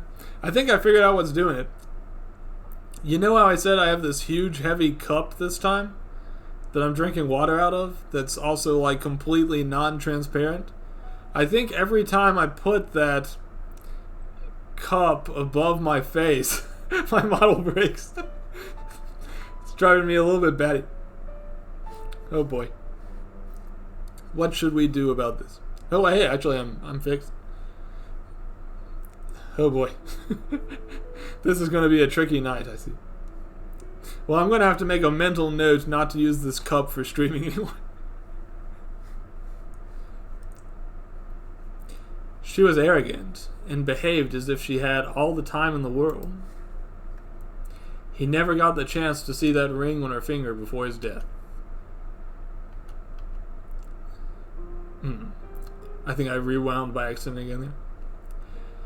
She was arrogant and behaved as if she had all the time in the world, that she has the right to linger with her thoughts, or to consider herself worthy.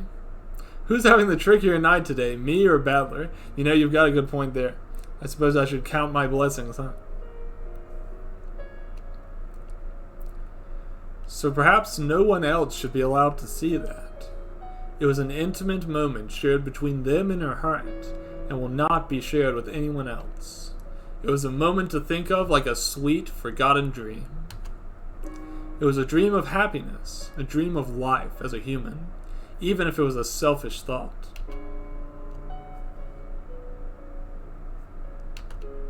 Before she had noticed, she already stood by the door of the servant room.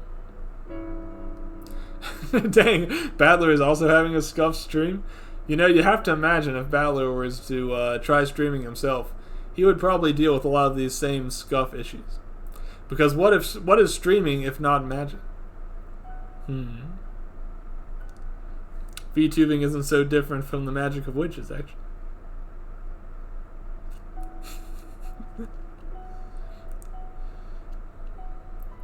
She lingered for a little bit longer, before opening it slowly.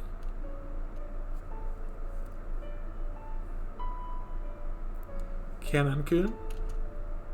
Her eyes scanned the servant room, but there was no one to be seen. This has really been an episode that has been very canon-free so far. We haven't seen him show up a single time. She couldn't help but frown a little bit at the realization. After all, a murderer was walking free on the island, so she had to find him as soon as possible. Of course, this is a fan work, it's non-canon. Okay, I seem to have frozen again. I don't know what's causing it. But you know what? I'm simply going to ignore it because it came back last time. Maybe it will come back this time too. Who knows? He got us with that zinger. That's... With quiet footsteps, she made her way to the kitchen. There were some half-ready meals that were abandoned halfway by Goda, who was notified about the incident and left them right away, but there were no signs of anyone else being there.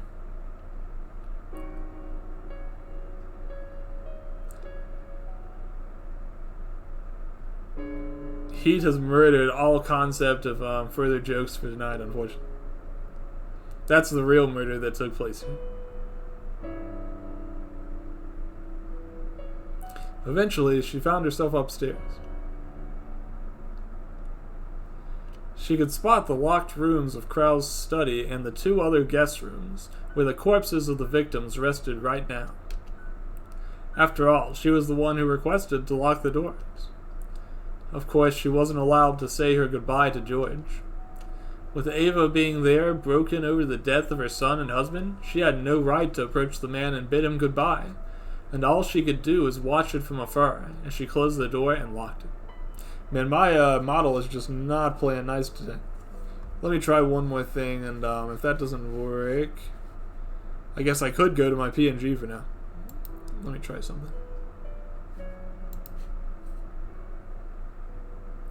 I'm going to temporarily turn off my VTube Studio display. That is so that I can work with this for just a moment.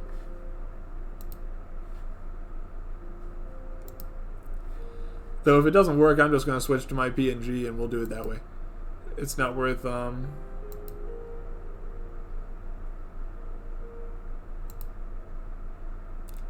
getting too bent up over.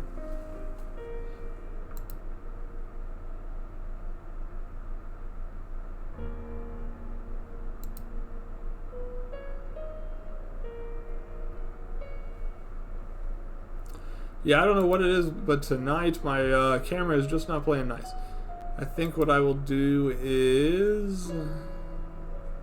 let me try one more thing, and if it doesn't work, I'll turn it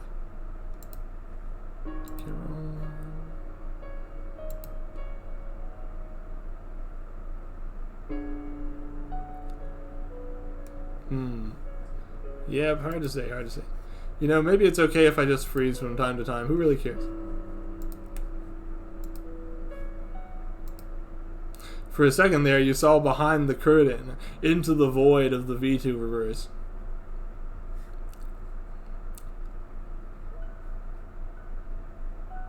Have you seen this face? The mysterious VTuber face.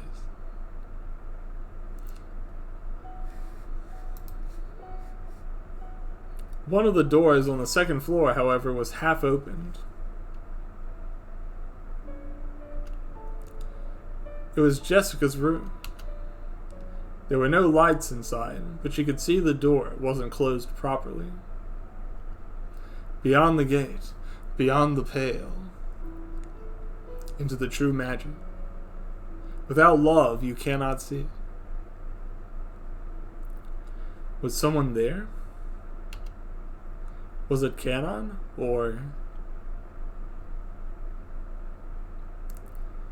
Shannon inhaled deeply, raising her head as she approached the door, opening it with alert.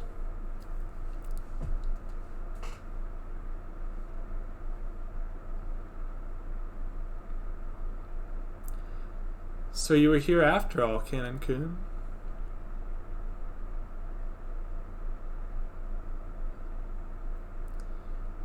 The young servant sat on the edge of Jessica's bed. His head was hung down quietly until Shannon called his name, making him jump a little bit before he spotted the source of the voice. "Nei-san, what are you doing here?" "I should ask you the same thing. It's unlike you to step into Milady's room like this, let alone sit on her bed without permission." "So you know already?" "Yes." Ken hung his head down again, clenching his fists. "I reached the second floor when I heard people crying. When I heard what you all talked about, I just couldn't bring myself to show myself and help. I'm a coward." "You're not a coward, Canon-kun. It's natural for you to avoid directly facing something like this. After all, it should have been me." Canon uncharacteristically rose his voice in frustration, gritting his teeth, making Shannon recoil just a little bit. "Instead of Milady, it should have been me. Milady should have lived." "Canon-kun, please, don't say something like this." "You would have died for the sake of George-sama too, wouldn't you? Furniture like us can be sacrificed. We can be sacrificed and be disposed, but people like Milady and George-sama..."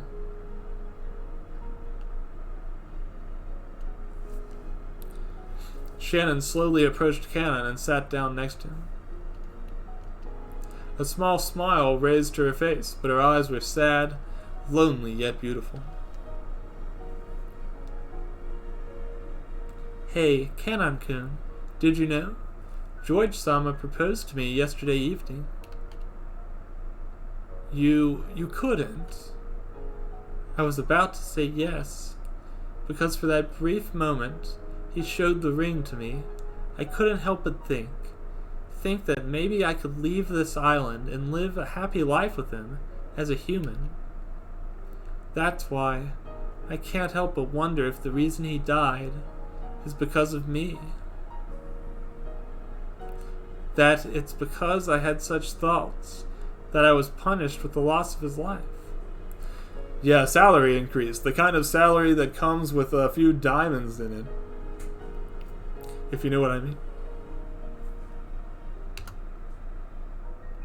So even simply thinking of life as a human is a sin.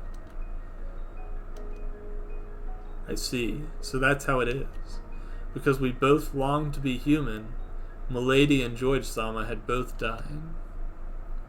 Canon-kun, so you too. Of course I did. I also wanted to be happy.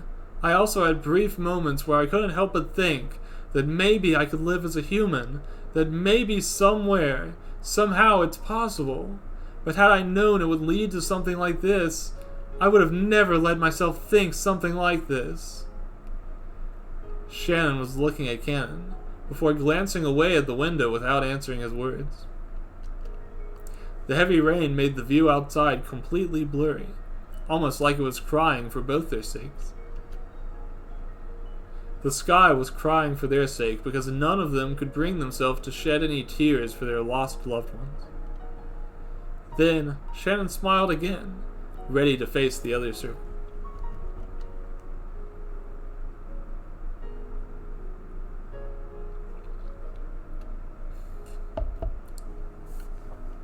Hey, Kanon-kun, don't you think that in order to not let their death be for nothing, perhaps we should try and live as humans from now on? What are you saying? George-sama. No, George-san. He wanted me to live as a human. He wanted to take me out of this island and marry me. He saw me as a human and wanted to make me his wife.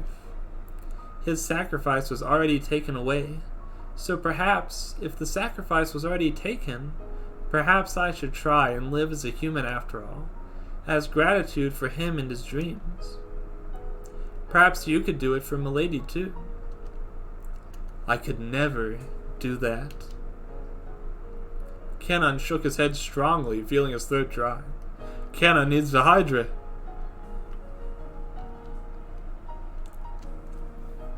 Milady, I hardly think at all. Jessica never wanted him to see himself as furniture. Her kindness and optimism always shone upon him, making him doubt even the strongest truth of all. We got another dihydrate? I'll take a quick drink. The truth is, the more I hydrate during these talking streams, the better off I am. Could he really do something like this? Live as a human, as his way to show gratitude to her for everything she had given him? It was an absurd idea, but once again, he couldn't help but let the doubts reach his heart. After all, it would definitely be something Milady would have wanted. She was that kind of person. I want to see the blue ocean, too. I want to be able to see the world the way she saw it. It's not too late for us. We can still do it for their sake, Kanon-kun. We're still here. Do you really think that? Yes, I truly believe it now. I am no longer furniture. I'm human, and you are too, Kanon-kun. I am human. To hear such filthy words coming out of a mouth that belongs to a lowly life like you is almost an insult. The voice that spoke was familiar to both people in the room. It made them both stand up at once, as the room started filling with golden butterflies. Are we human?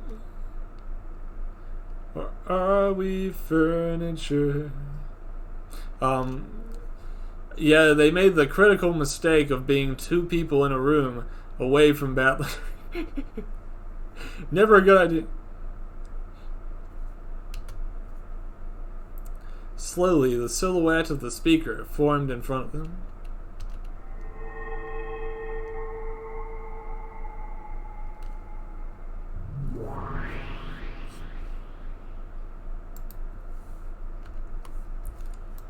Sorry, I lost my thing for a second. I was listening to your boring conversation for a while, thinking I should let you talk one last time, but it looks like you're starting to have some delusional ideas. Know your place, furniture.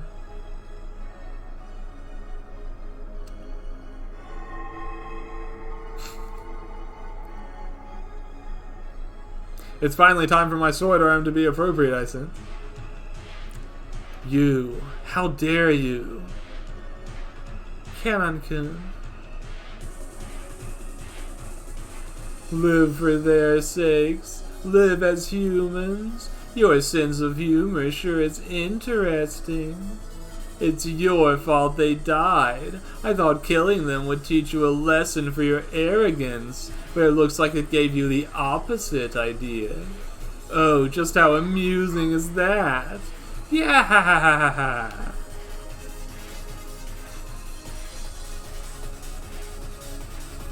I cannot forgive you. I could never forgive you for killing them.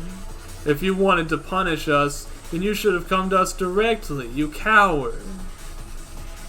Kanon-kun and I have already made our choices. From now on, we'll live as humans. You cannot change our mind anymore, Beatrice-sama.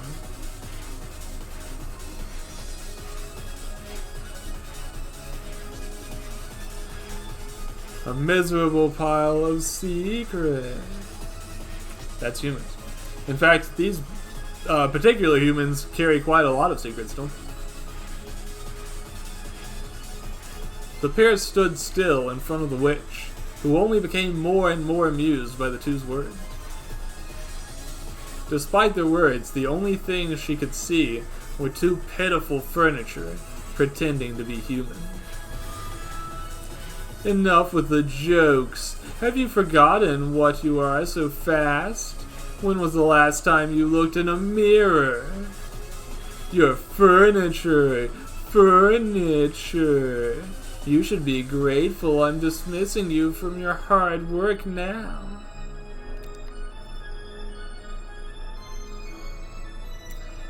You pitiful witch who knows no love.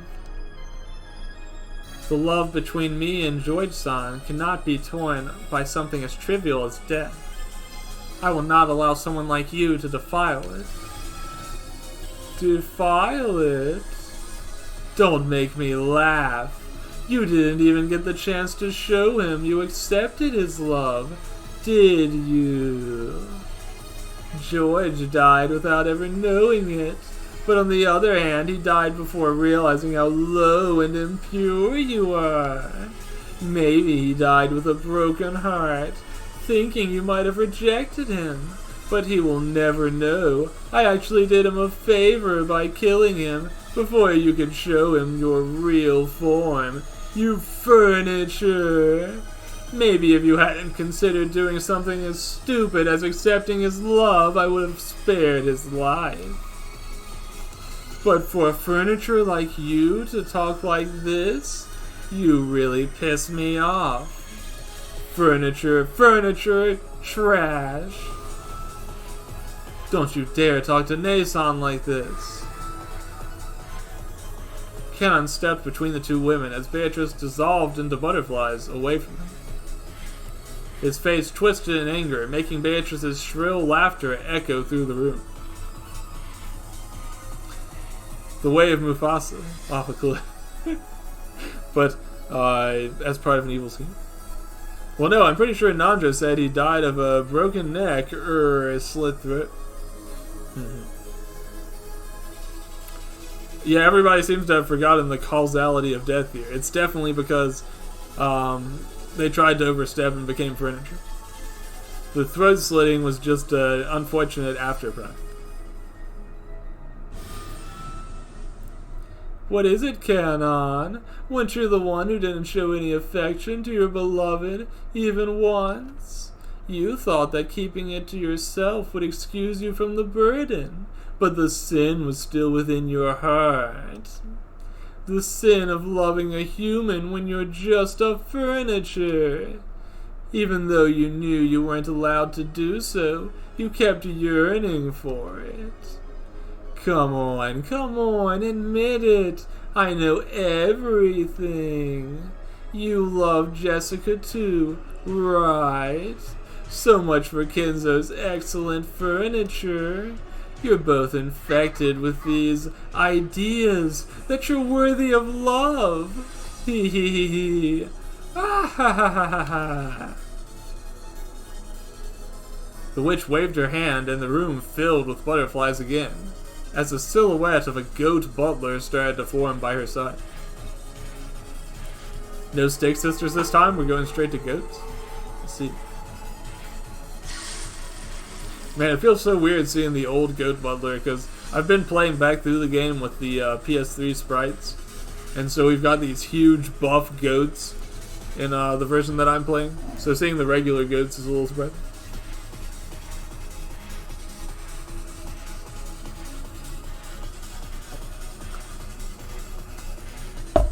It stood motionless, a perfect furniture, waiting for an order from its master. The Roulette has chosen the two of you as sacrifices for the second twilight. Isn't it touching?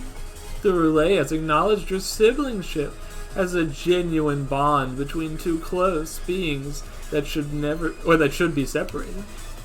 Aren't you happy? You should be happy.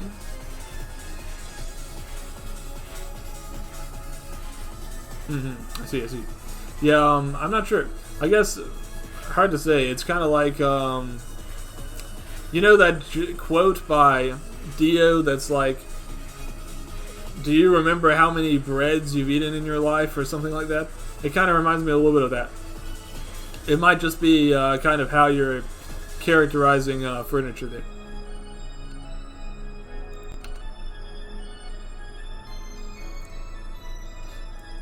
We cannot die. After all, we need to live on as humans for the sake of George-san and Milady. Every moment I live as a human is for his sake. Again with this human talk. Stop deluding yourself with this nonsense.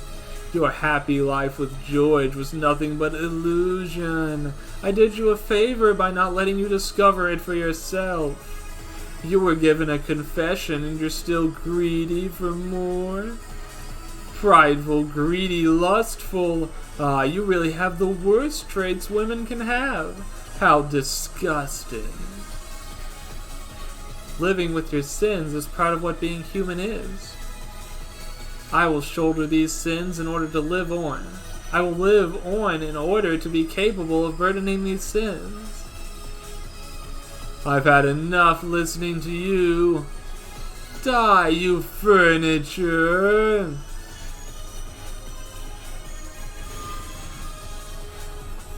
I just realized that the goat has like a human-colored neck, and it's sort of weirding me out a little bit.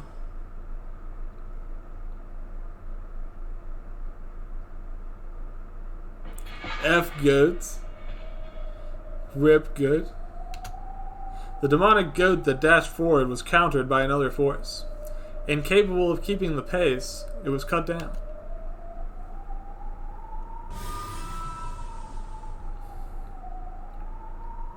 I will not let you kill us. We will not lose against you. Over Cannon's arm was now a long blade that had managed to cut the goat butler in one clean cut. Their goat faces are actually just very scruffy facial hair. I see, I see. That was the power of Kenzo's furniture. I see, I see. It looks like you two won't give me an easy time, and you're here to entertain me. Well, I get the sense that my model just spazzed out like crazy. I was doing like a rush towards the screen effect for a second.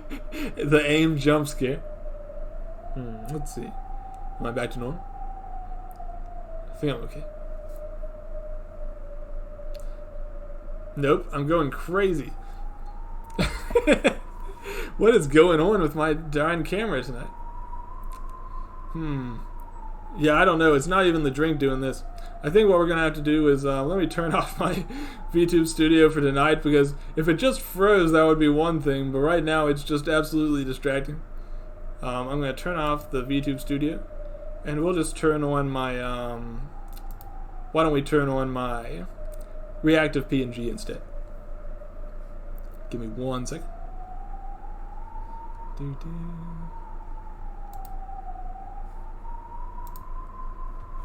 Alright, connected. And now let's turn on my PNG. There I am. Okay, so we're going to be a PNG for it's my first anniversary PNG. How exciting.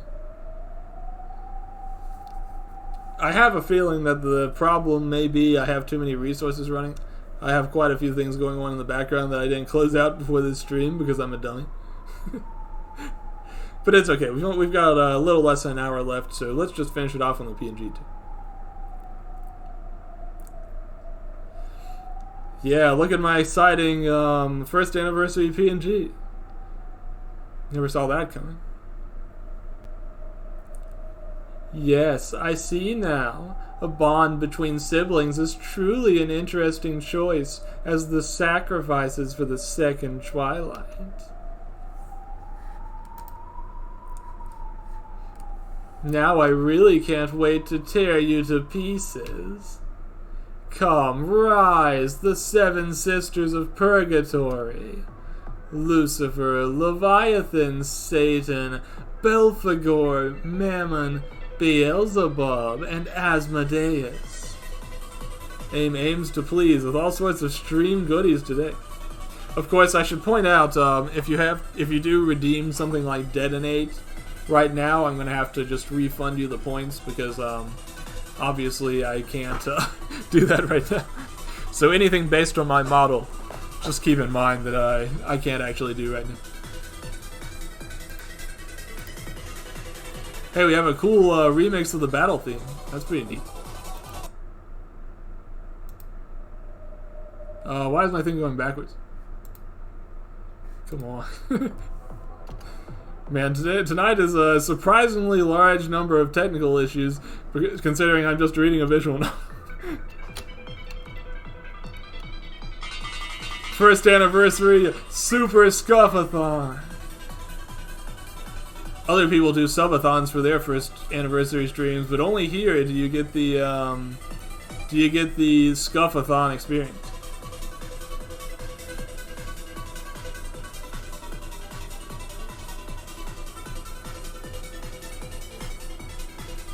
As Beatrice spoke, something started flying in the room in such speed that normal humans couldn't follow, along with a demonic laughter that filled the space around them.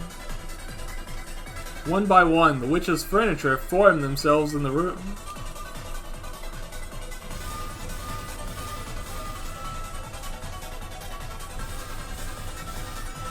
I'm vibing out to this music, but you can't see it with my PNG. Beatrice-sama, you brought us all here just for 2 sacrifices? Haha. You're too thoughtful. I always wanted scuff. That's what. Oh, hey, some extra scuff that I didn't even notice. Thank you. Give me 1 second. Let's see. Textual blood. Language. And this is Purgatory of the Golden Witch. Yeah, thanks, Heath. That really helps. You're always on point. Alright, so let's get back to it. Boy, my thing is just addicted to scrolling back up today. I don't know what's going on. It just means I will have to be the fastest to have my share this time. Don't be fooled, my girls. These 2 are Kenzo's excellent furniture. They've been defiled by impure, sinful thoughts, but they're still very strong. Hee hee hee hee. Separating 2 siblings with 7 siblings. How ironic is that? Yeah ha ha ha ha. Oh no, they have greater numbers of siblings. That means they have more power. Then all that's left is finishing the job. The classic of steak bouncing. You cannot hurt us that easily, servant of the witch.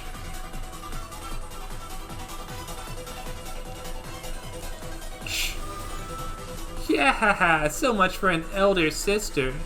You wanted to prove yourself so much, but just ended up embarrassing yourself. I wasn't embarrassing myself. Someone had to attack first and expose the enemy's tactics. Now we'll be able to break through. Around Shannon and Cannon was a divine barrier that protected the both of them. Shannon's hands extended forward in order to keep the barrier intact, her eyes scanning their enemies. Cannon-kun, I know. I will not be arrogant. I will take them carefully, one by one. This is for their sake, after all. Kill them, 7 sisters of Purgatory!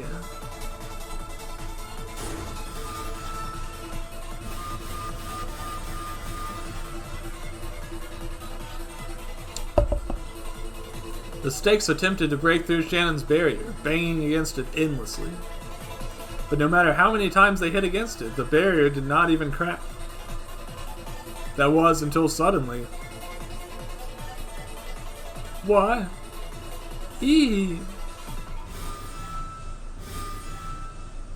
Without any warning, the barrier disappeared for a few moments and returned. Satan, who had been hitting against the barrier aimlessly up until then, was now locked inside, flying in a direct route towards Cannon's blade. Whoa! Cannon yelled as he cut the witch's furniture. The girl cried in agony and disappeared in a burst of butterflies, appearing outside once again, holding on to her injured body with a pathetic expression. A rare W for Cannon. How dare you! How dare you to fool me like this with such a cheap trick! How dare you! Don't hit aimlessly. Be ready for the barrier to be removed at unexpected times. They're trying to tear us apart and deal with us one by one. Exhaust them until they can no longer stand. Yes, One-sama.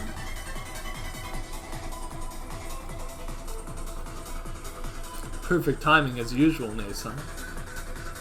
Hehe. I had full trust that you could handle it, Cannon-kun. The next round is coming.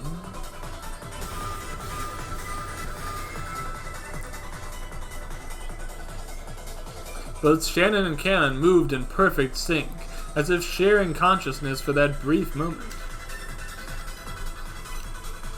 However, they were no longer the only ones who moved in sync.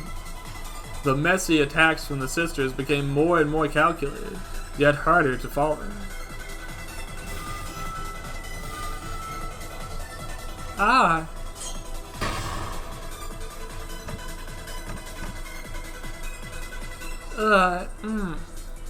When Shan removed the barrier, she believed she had managed to trap only a single stake inside, but as soon as Cannon raised his arm to attack, he was grazed by another stake, causing his arm to start bleeding.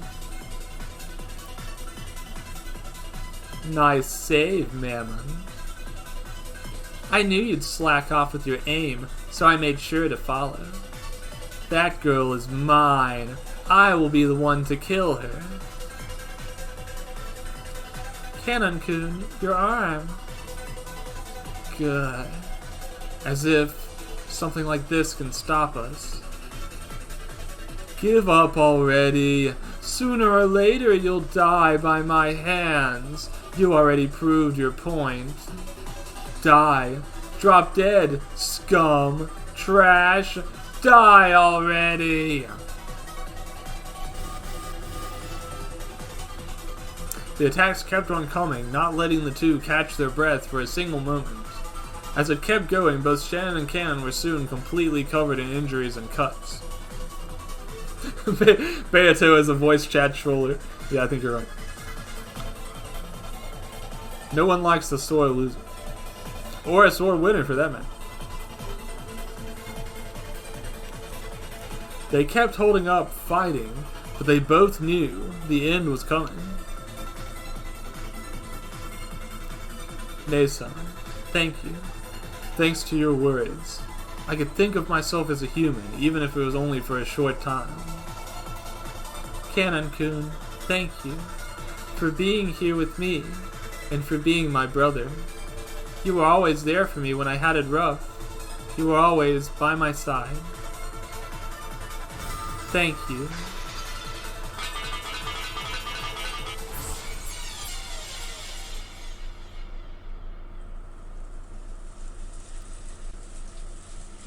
That's the sound that human bodies make when they get attacked.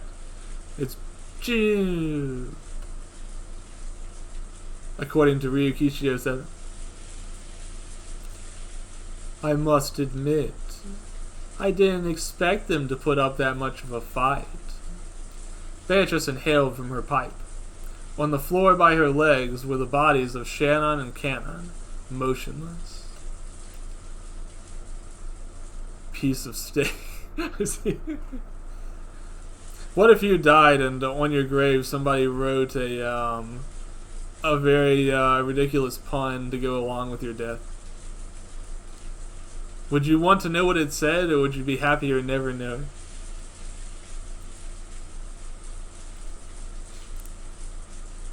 I think personally I would rather be ignorant. No, I don't know. I mean, honestly, if you're gonna die, someone might as well have some fun off of it. Why not? You'd be insulted if they did. Both of them had stakes piercing their hearts. Mammon of greed for Shannon, and Belphegor of sloth for Cameron. Unfortunately, despite your show, I cannot allow you to stay together. After all, I promised to tear you apart to pieces. I think I will make the lovely members of the Ushiramiya family run around a little bit once again. Now, where should I put you? Yeah, Heat and Lampshade are the dream team tonight in terms of tag teaming these puns. I open my barrier for just a second to let one of them in, and two come in instead, piercing my side. No, I'm just kidding. I'm a punner myself, on occasion. The witch inhaled from her pipe again, and as she exhaled, the smoke wrapped around Cannon's corpse, and he disappeared from sight, leaving Shannon by herself. That should do. It's time for another game of tag. Would you run around for me again, Ushiramiya battler?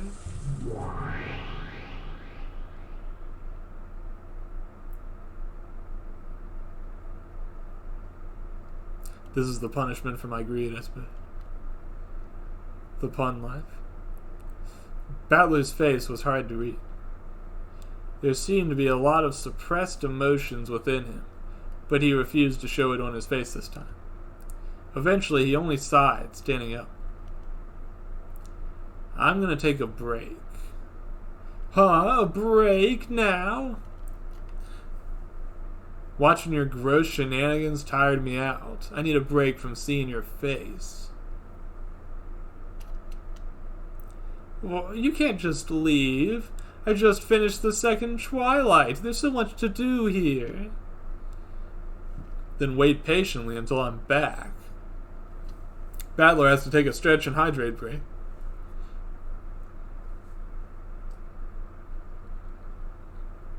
Understandable.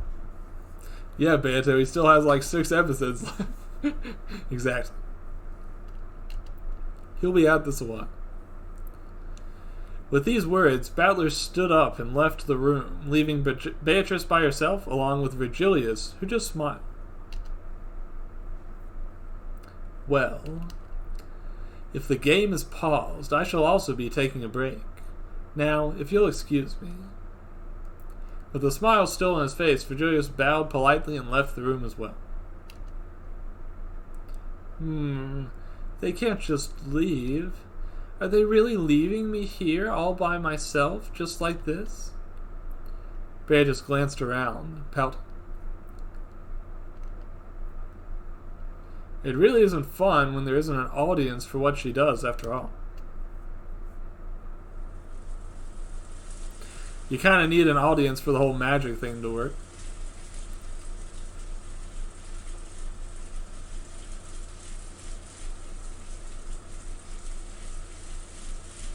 So that's where you were, Badler-san. Ryu. Badler, who's been just sitting in the rainy garden by himself, staring blankly at the sky, was greeted by Virgilius' smiling face. The man lingered before sitting down by the table, leaning back with a sigh. You had it quite rough there, didn't you? Not to sound too blunt, but you're not very good at hiding your emotions. You wear them all over your face. Yeah. I tried so hard to keep it cool, and I still can't pull it off. You're really far ahead of me, Ryu. Badler chuckled bitterly, but Virgilius only shook his head. Not at all.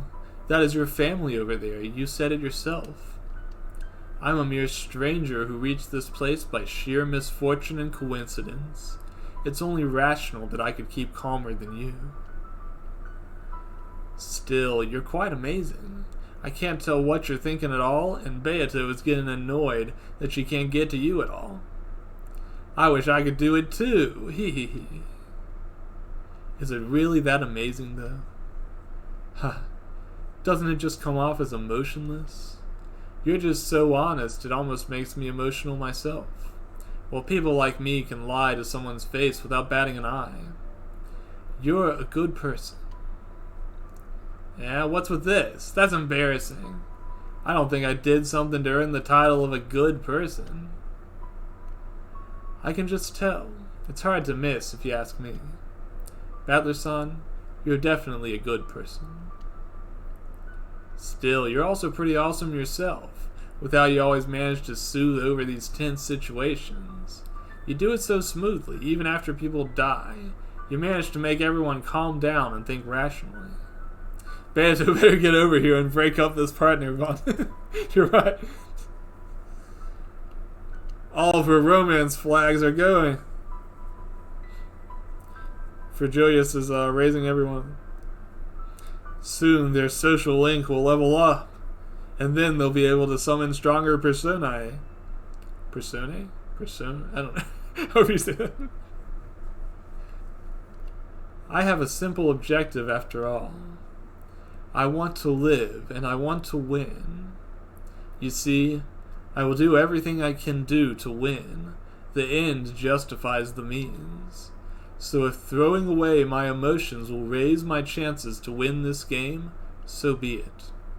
If the witch gets through me, I will start hesitating, and that will affect the way I see things. That's why I must stay like this. Oh, it's still Persona. It's pronounced Persona even if it has the E after it. Okay, I never knew. Virgilius, no one beats me and no one cheats me, and she tried to do both.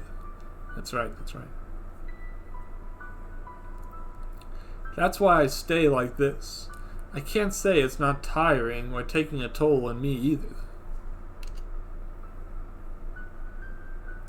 Virgilius sank tiredly into his chair, stretching his legs out. I didn't really think about it, you know? It must be frustrating. You're stuck with my bizarre family on an island and now need to deal with a weird murder case. Ha, definitely. I guess I can at least be happy my sister got away with it. Your sister? Got away with it? She was supposed to be with me on the cruise today, but then she changed her mind at the last moment. We were already on our way to the dock when she decided she didn't feel like it, and that I should go by myself. She plays it tough, but she's quite stubborn, so I always end up being the bridge between her and her parents, which makes me feel obligated to go back. I'm afraid that if I'm not around, she just won't bother going back home. That's quite rough, but I can't really say anything considering I was the black sheep in my family. I left it when I was only a middle schooler after my mom died, and kept on with the hostility for quite a long time, even when it wasn't really needed anymore. In my case, it was my little sister that brought us together, you could say. So, I guess you have to make your way back to her, right? Yeah, that's right. I didn't really get to be there as a big brother, so once I'm out of here, I need to go back and make up for those lost 6 years. At least I'll be around when she gets into a rebellious stage like yours, and back her up. Hee hee hee.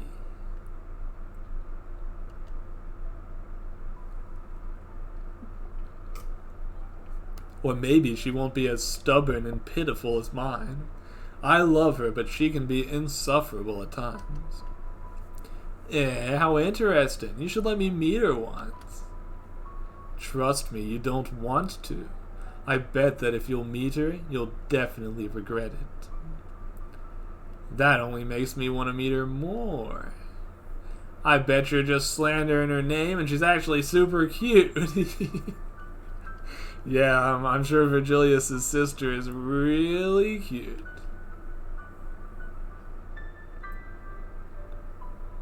Beacon of positivity right there.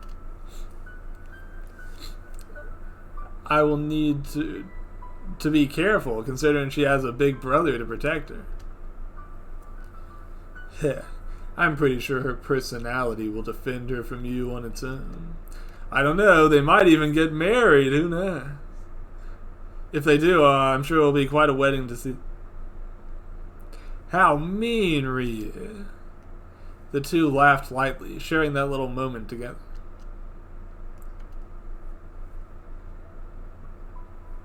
For the two men to talk about their families, and about their wish to return to the younger sibling waiting for them. It was truly a moment where the two could could understand each other, like a common thing that connected them, allowing them to communicate just a little bit better. Look out, Vieto, they're sharing a little moment. Such a casual conversation allowed them to forget that they were in the middle of the witch's game, and talk like two friends who were about the same age. For a Shiramiya battler who had been by himself against the witch up until now, it was a true moment of calm bliss.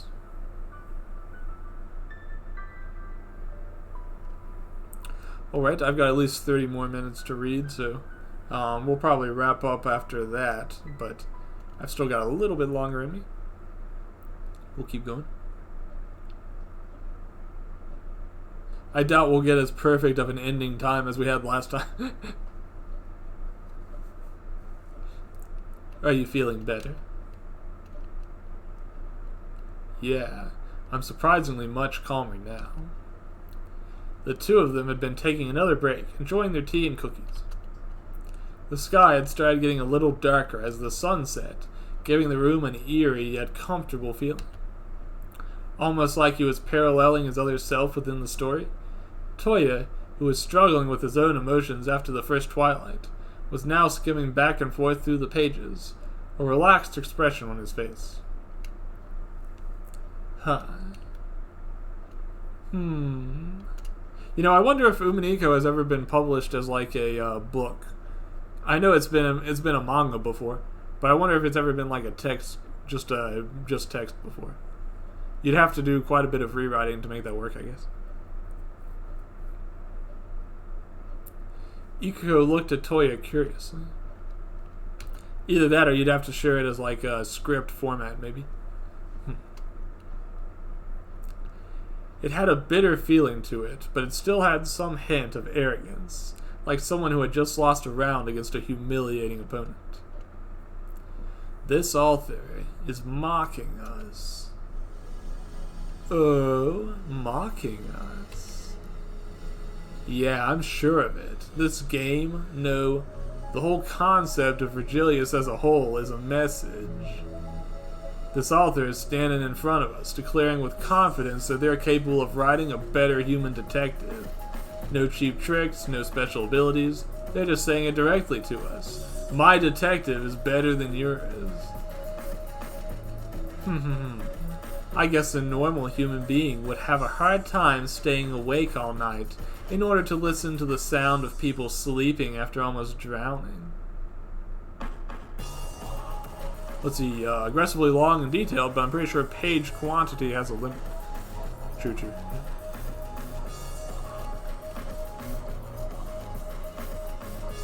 Nah, it goes beyond that. When Furuto Erika arrived to the void, she made multiple moves that cannot be explained with simple logic when looking at it objectively. I mean, let's be real. No guest would go around taping doors, climbing windows, or listening to people's breathing all night. In other words, this author is calling out Erika's entire behavior as a piece on the board by creating Virgilius. Man, Erika just can't get a break, can she? She's still being ragged on far after being a character. Ikuko couldn't help but smile sheepishly. After all, he was right. Furuto Erika was a perfect piece. In fact, she was almost too perfect. A self-proclaimed detective who has photographic memory, deducting skills, and most importantly is capable of foreseeing possible tragedies and preparing all alibis and seals prior to the occurrence.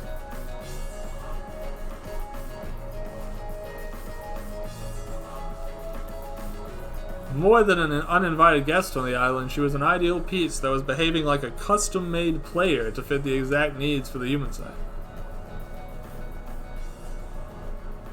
It feels like he's saying that Battler is like the big Papa Bear bed, and then Erica is like the Mama Bear bed, and then Virgilius is the just right bed. Like the detective that's not too good and not too bad. That one. For example, even if one were to see a family having a heated argument over gold, no matter how bad it is, it would be very unlikely to believe a murder would take place the following night. But Frudo Erica was able to deduce something will happen and acted accordingly. Meanwhile, when Oshiramiya Ava stuck a piece of paper in Kenzo's door, it had a prior explanation. The suspicion over the death of the head had been known to the siblings for a while, and Ava was ready to make her moves in order to prove her point. However, Frudo Erica was capable of predicting this outcome, and made her own moves before that happened. Erica was capable of using her knowledge as a player in the upper meta level in order to prepare. Which means that Erica's actions had no basis but a feeling that something would happen. In fact, wouldn't such a thing contradict the rules brought for the very same game board? Nox's sixth. It is forbidden for accident or intuition to be employed as a detective technique. That means that in a way, Frudo Erica's actions were bordering on breaking the very rules wielded by the human side and her assistant, Delano A. Nox. If that wasn't enough, Erica received another new weapon made for her to wield, the detective authority. Erica was capable of stepping beyond the boundaries of a normal player, and stepping where she wouldn't have been able to step in normal circumstances. She could get full information from the family members, even if they weren't willing to share it, and access tools a normal guest wouldn't have been able to get in normal circumstances. Therefore, Erica was an overpowered piece.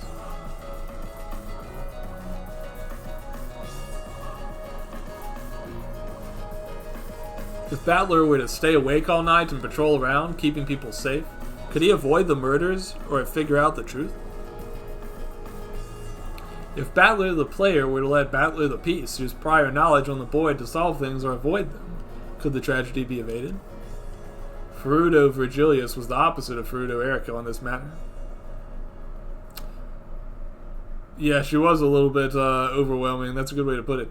That whole chapter was kind of just a non-stop barrage of unexpected, what would you call it, human side victories. It was quite an inversion of the usual Umanika.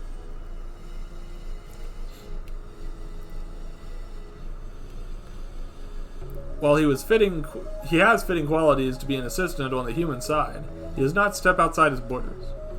Virgilius does not wield any authority to allow him to act freely on the board, and the piece knows its place as an uninvited guest on the board, dealing with the restrictions placed on him, such as hostility or vulnerability from different members of the family. I'm looking at Erica, and I'm still having a hard time believing she was real. That's fair, that's fair. Almost as if she wasn't really there. It's funny, reading this Pride reminds me of, like, those videos where, like, you watch something happen and then they show it again with, like, and this is what the Sigma male does. You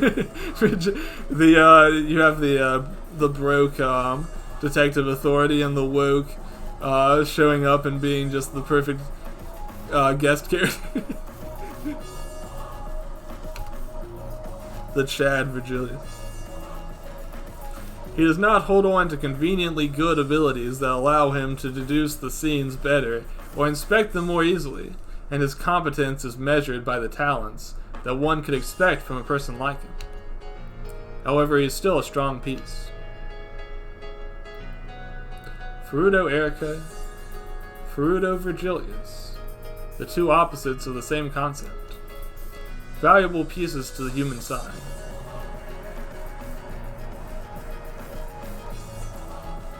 This author doesn't even try to hide their criticism over Erica's shenanigans. Yeah. It almost makes me feel ashamed as well.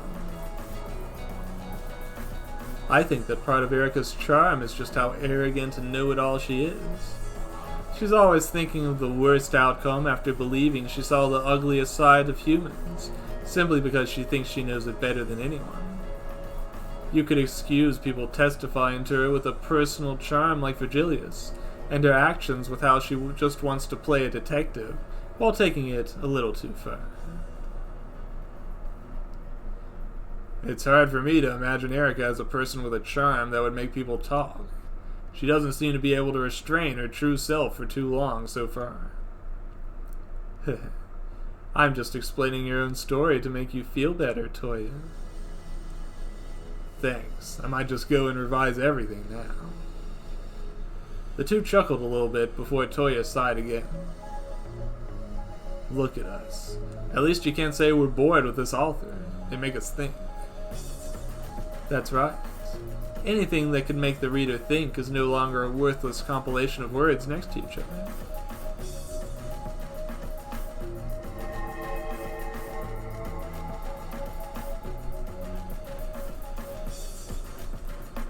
One who stops thinking will die. Perhaps if Hachijo Toya himself will stop thinking, he'll die too. When putting it this way, isn't writing mysteries and forgeries his very method to stay alive? Featherin hummed her thoughts to the void that surrounded her, despite no one to answer her words, spinning her pen between her fingers. In that case, perhaps we have a lot in common. After all, a mystery is a dialogue between the author and the reader. He's like a mystery shark, that's right. If he stops swimming, he dies.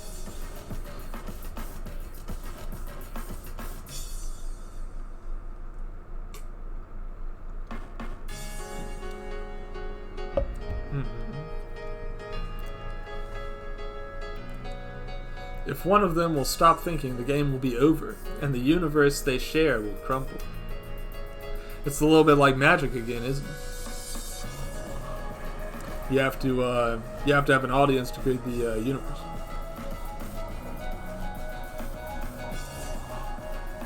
Saying it another way, if Toya isn't solving mysteries, then perhaps he ceases to be, because that's like the creation of Toya. She leaned back, tilting her head to the side. Are you still there? I'm sure this is keeping you entertained, at least for the time being. You will be able to join us soon. A muffled noise gave her the verification she was not by herself, making her smile calmly. It truly was a duet between the reader and the author, a beautiful melody dyed in red. And she couldn't wait to listen to more of it. How about 15 minutes more of it? The witch's room, usually filled with voices and debates between the human side and witch's side, was now quiet. The only person sitting in the room was the witch, resting her chin on the table with a pouty expression. Her opponent, along with his assistant, had yet to return, leaving her to wait by herself without anyone to entertain her. Time was passing slowly.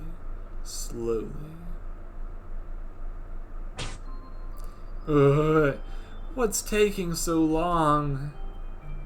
The witch started repeatedly slamming the table with her fists, an annoyed expression all over her face. This is my game. It's my game, and they both just left me here all by myself? How dare they just leave me? How did I end up being all alone?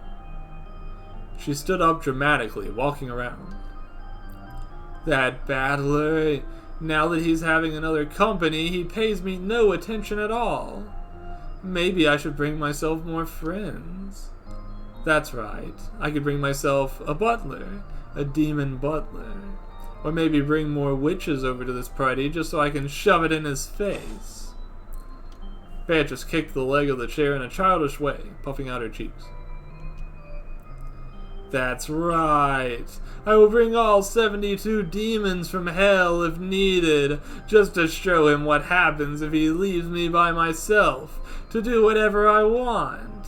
Yeah, I don't need him around. That'll teach him a lesson. Looks like the only one suffering from my absence is you. What? Beatrice turned abruptly, just to find both Battler and Virgilius standing by the room's entrance, with amused expressions, which only made her face get redder with anger and shame. Battler! How long have you been standing there? For a little while now. It was Ryu's idea to see what you do by yourself, and it did not disappoint. My, don't be so mean, Battler-san. I guess the great endless witch is just a child who needs attention at heart. I'll have my own party with blackjack and witches. That's right. You can't keep a good witch down. After all, the whole essence of magic is sort of entertaining yourself, isn't it?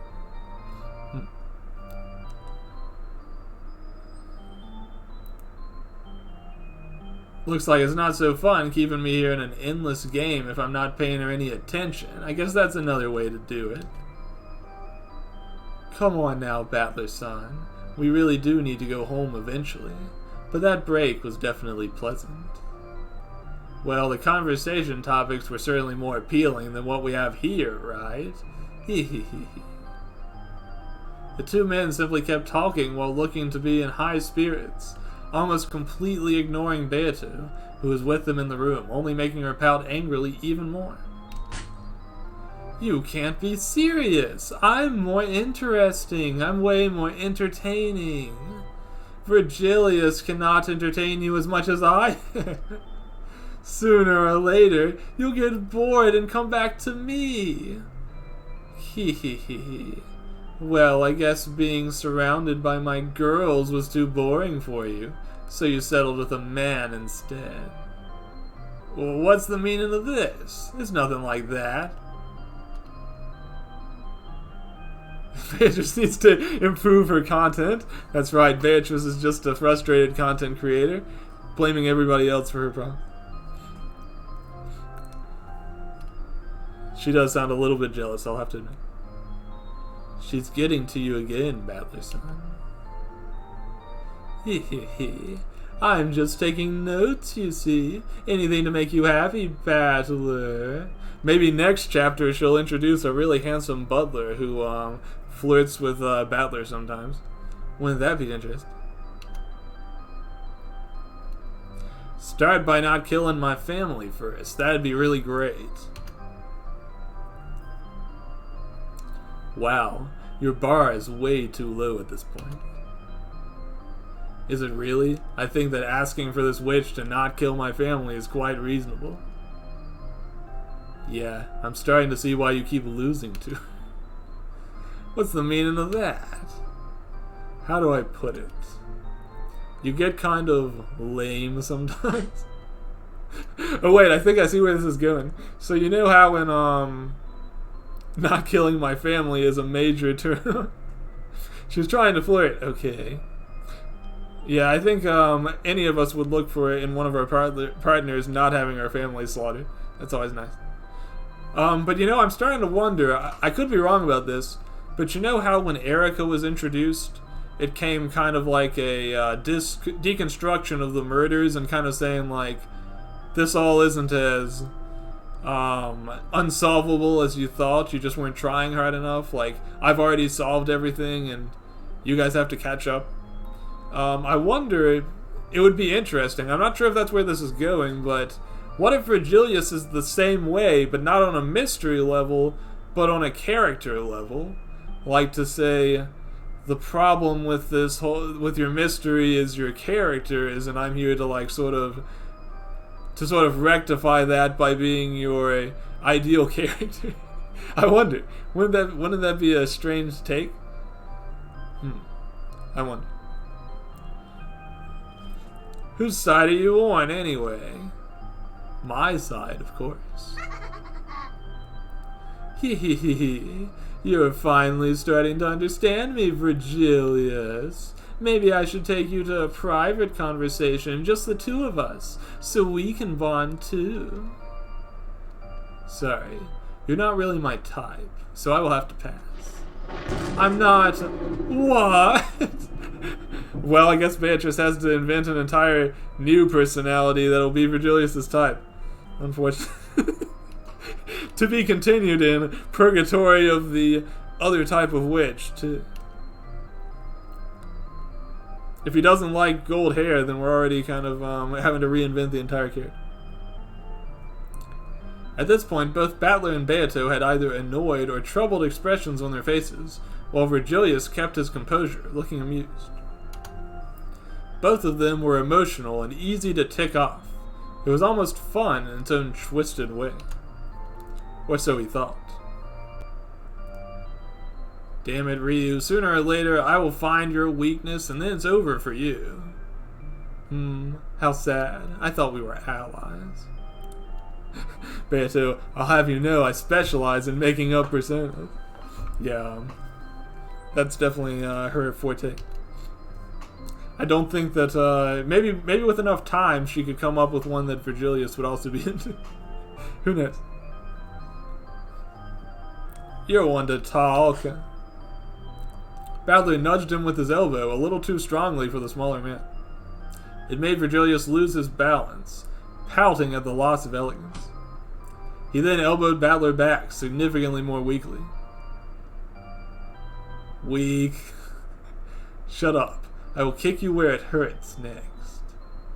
Ah, did I finally strike a nerve? Gag! Ow, ow, ow, ow. Virgilius dug his heel into Battler's foot before smiling innocently at Beatrice. Maybe he should try doing the lion way and just pinch Battler's butt to get in a shot. Are we continuing with the next round soon? Yes, once you two stop acting like children in a kindergarten, that is. Huh? Says the one who kicked a chair because she was lonely. Says the one who keeps stepping on someone just because they're stronger than them. Please stop stepping on my leg. You're a noisy battler. What? Where did that accent come from? Kansai dialect. Any problem with my accent? Say it to my face now. So this is why you speak so polite? Oh, I'm sorry, I do the Battler accent. we're doing 4 accents in one scene here, so it's getting a little bit confusing for yours truly. So this is why you speak so politely all the time. Are you keeping it a secret? Isn't it common for people who try to hide their accent to speak politely all the time? Yeah. Winning smiles, yes. Definitely. Everybody's got such a beautiful face. That's because you won't contain yourselves and you keep up with your stupid reasoning. Is that what you want, huh? Is it? What the hell? You're a completely different person. Keep it going. Keep it going. Yeah. Oh yeah, at least my laughter doesn't sound like a dying hyena. Oh no, now I've got a problem because I'm doing the Virgilius and the Battler voices very similar. It's going to be hard to tell who I'm being. You're a dying hyena. That metaphor was kind of funny. Shut up, Battler. The accusations kept going back and forth in the room for a while, getting more and more childish the more it progressed. Battler was childish. Beatrice was childish. They dragged Virgilius down to their level. And won with experience.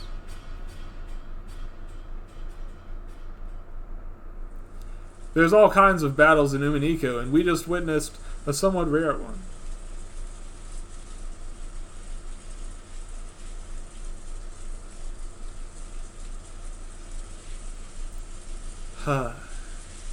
Virgilius exited the room. He had a worn-out expression and was lingering next to the door. As if experiencing a near-death moment after falling off the cruise hadn't been enough. Now the place he ended up in was a crime scene, with no less than 6 people who were murdered. Yeah, real baby park hours. Those two are part of whom he... It was true that the general idea of an island with mysterious murders could sound thrilling, but experiencing it firsthand was completely different, especially as an outsider. The truth was, he just really didn't want to be there right now. Virgilius sighed again, turning to close the door behind him. As he turned back, he was greeted by Natsui, who stood in front of him in the corridor, clenching onto her gun with an unclear expression. Vibes are off. He can feel it. Natsui had some unexplainable hostility towards him since he arrived. The quiet glares during yesterday evening, or her defensive attitude every time he was around, were hard to ignore, even when he tried to keep his polite attitude and play it cool as long as possible.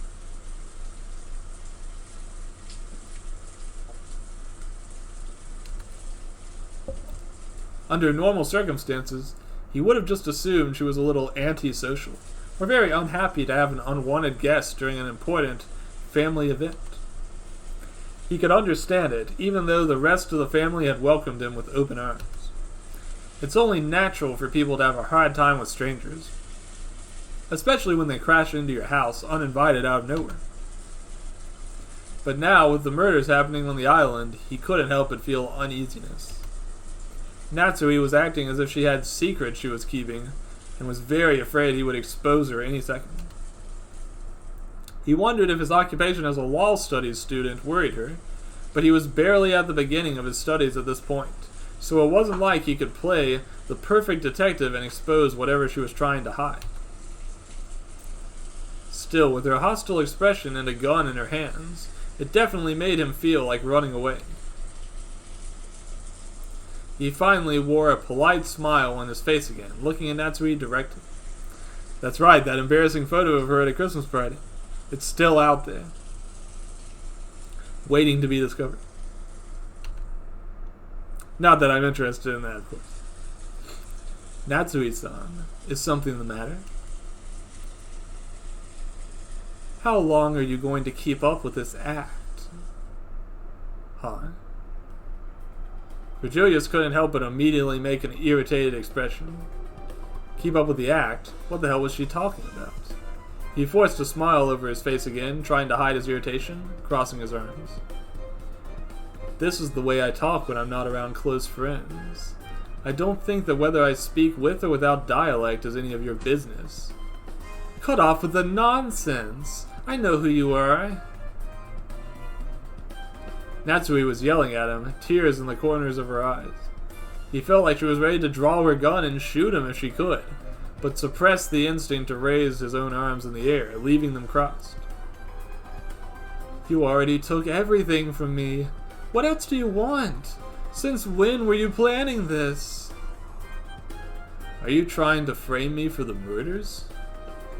Virgilius spoke in a low, annoyed tone, making Natsui shiver. I get that you're devastated and trying to find someone to blame, but making me your scapegoat won't take you anywhere. Trust me, I didn't want to come here either, and just because I'm your guest doesn't mean I will play along with your blaming games. I know it's you! Stop it! Stop it already!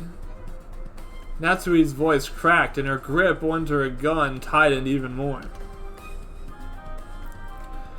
Stop pretending already! I can't take it anymore! I'm not pretending! I have no idea what you're talking about! Why would I be pretending? What would I be pretending? Does it mean you have any lead regarding who's the murderer and I fit some sort of criteria? Why aren't you saying anything? Couldn't you kill me instead? Why? Why my husband and daughter? Why 4 other people along with them? I don't understand. I'm the one who doesn't understand. Quit the riddles already. Confess it already, the man from 19 years ago. I know you're the murderer. Have you lost your mind? Besides, aren't you the one holding a gun out of the two of us, acting like they're about to shoot the other? Is the murderer about my age? How do you know it? What are you hiding, Natsui-san? You're the one who's hiding things. No, you must have accomplices, right? Who are they? How did they get those letters to my room? You got letters from the murderer? That's it. I've had enough. I'm going to tell the others. Don't move. I'm telling you not to move. Natsui had already raised her gun up when Virgilius started advancing forward, but he soon stepped back, glaring back at her. Well, no, remember, everyone already got 6 letters. They got C, H, A, P, E, and L. There's plenty of letters to go around.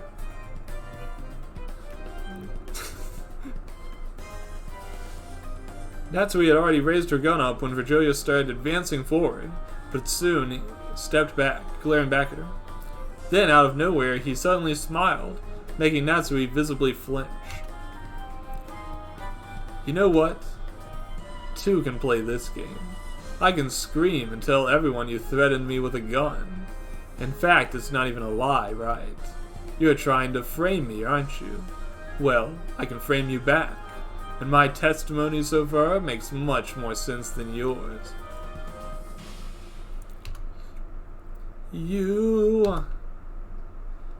I'm not just going to let you point a gun at me and frame me for a murder I didn't commit. And honestly, the one who acts most suspiciously right now is you. I'm done showing compassion and patience just because you're in a tough place after losing your family. Natsui was at a loss of words, shaking from anger and frustration. She had been certain she had the upper hand, but without any effort from his side, she was now cornered instead. It was true that she was the one holding the gun, but he was right. In this current situation, no one will be able to believe her if she says it's self-defense. She'll only be framing herself or making herself more suspicious. Her mind was racing as she kept in eye contact with the man in front of her. Was it really impossible to win against him? What can she do? How can she catch him? No. The only thing she can do is to keep an eye on him from now on and make sure he doesn't hurt anyone else. She's the only one who knows his true face, after all.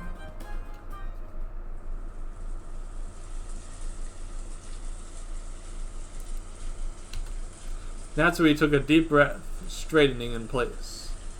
She wanted to answer him, to prove to him she didn't lose her will to fight yet. But before she could reply or say anything, she had on her mind. She could hear footsteps coming from the direction of the parlor. Ryu-san, Natsui-oba-san, there you are. Battler was walking as a lead of the group that contained the other remaining survivors. Ava, Rosa, Maria, Genji, Goda, Kumasawa, and Dr. Nanji. Everyone, what happened? Where are you heading? Shannon-san went to call Kanon-san, and neither of them have returned yet. Everyone agreed to go and check together as a group. So she didn't come back yet. I even offered to go with her just in case. Damn it. Battler clenched his fists, a troubled, pained expression on his face. Please, don't take responsibility, Battler-sama. Shannon-chan cared a lot about Jessica-sama, so she might have taken her time to calm her heart by herself, feeling it's unfitting to grieve in front of the family members. Kumasawa fidgeted in place a little bit, pressing her hands together with a troubled expression. She was trying to cheer Battler up, but couldn't hide the fact that she was worried herself. If I remember correctly, I think Shannon-chan said... I did again. This is where I would detonate if I still had the detonate option. Let's just I'll do an onomatopoeia instead. Pachoom. I think Shannon-san. It wasn't even. Why did I even say Shan that time? It wasn't even supposed to be Chan. I think Shannon-san said she would look for him in the servant room. Shouldn't we check there yet? As Virgilia spoke, Natsuri glanced at him quietly. Despite his threats, she was surprised he didn't expose anything from their encounter just mere moments ago. So in return, she just sighed and nodded. I agree. Let's begin our search there.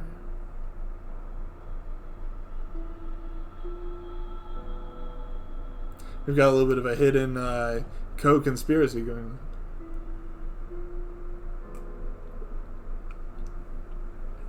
on. The group continued moving together in a direct route towards the servant room. As they reached the door, Kumasawa was the first one to hesitantly open it, peeking inside. Shannon-chan, Kanon-kun. The servant room was empty, with no signs of anyone being there.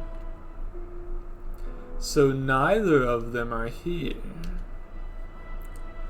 Maybe Shannon-san didn't find him here and went to look for him in other places.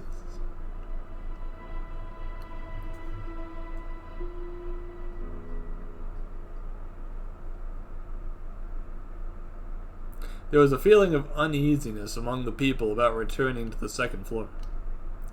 However, with no sign of Shannon or Kanon on the first floor, the whole group climbed its way upstairs.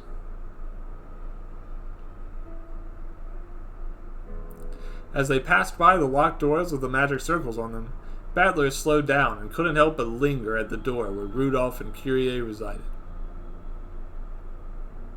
Hee hee hee hee hee. So the ceremony has really begun. Looks like I gave you a charm just in time. What are you talking about? Battler gave Maria a slightly uncomfortable expression, but his hand shot to the pocket in his pants, where the charm from Maria still was. He would have expected a child her age to be repulsed by such a grotesque view, but for a girl interested in a cult, perhaps it only looked like a fun horror show with magical elements. She pointed at the circle on one of the doors with confidence, making the rest stop as well as she spoke. Ooh, this one is the 7th magic circle of the sun. One can use this in order to borrow some powers from the sun, and it allows the user to free themselves from any kind of bonds or shackles that bind them, both physical and mental. You're mental. You sure are knowledgeable about these things. Ooh, I'm Beatrice's apprentice after all. You see, Beatrice's magic still resides mostly in the world of unseen, and it takes a lot to make her magic reach to our world. Hee. Those sacrifices were probably made in order for her to be able to gain power using this magic circle.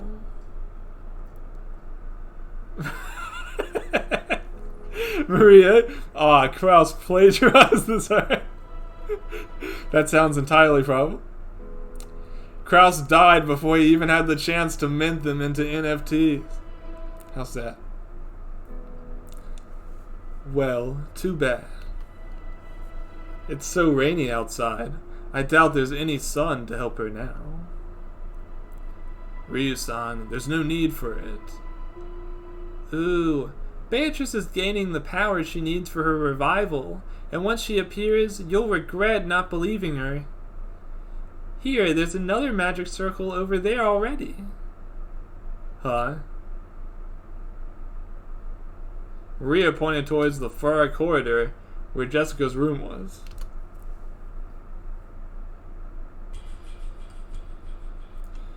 Over Jessica's door was a magic circle drawn with red paint. She's just gathering her vitamin D. That's true. Once she finishes, she'll be far too powerful. It looked a bit similar to the magic circles on the 3 other doors from the morning, but had a slightly different inner shape, looking fresher than the other 3 circles. Battler had been so focused on the doors they'd stopped by, he hadn't even noticed there was a new circle on the other door. In a way, he almost felt like that circle on the other door hadn't been there, until the moment Maria had finally pointed at it. Is he really that blind? Does he need everything to be pointed out to him? Can he really trust what he sees with his own eyes? At first, he also thought the magic circle was identical to the one on the first 3 doors. But that one was different. He realized it as soon as he was standing close enough to the door to Jessica's room. Somebody tried to plagiarize Krause's plagiarism, and they couldn't quite seal the deal.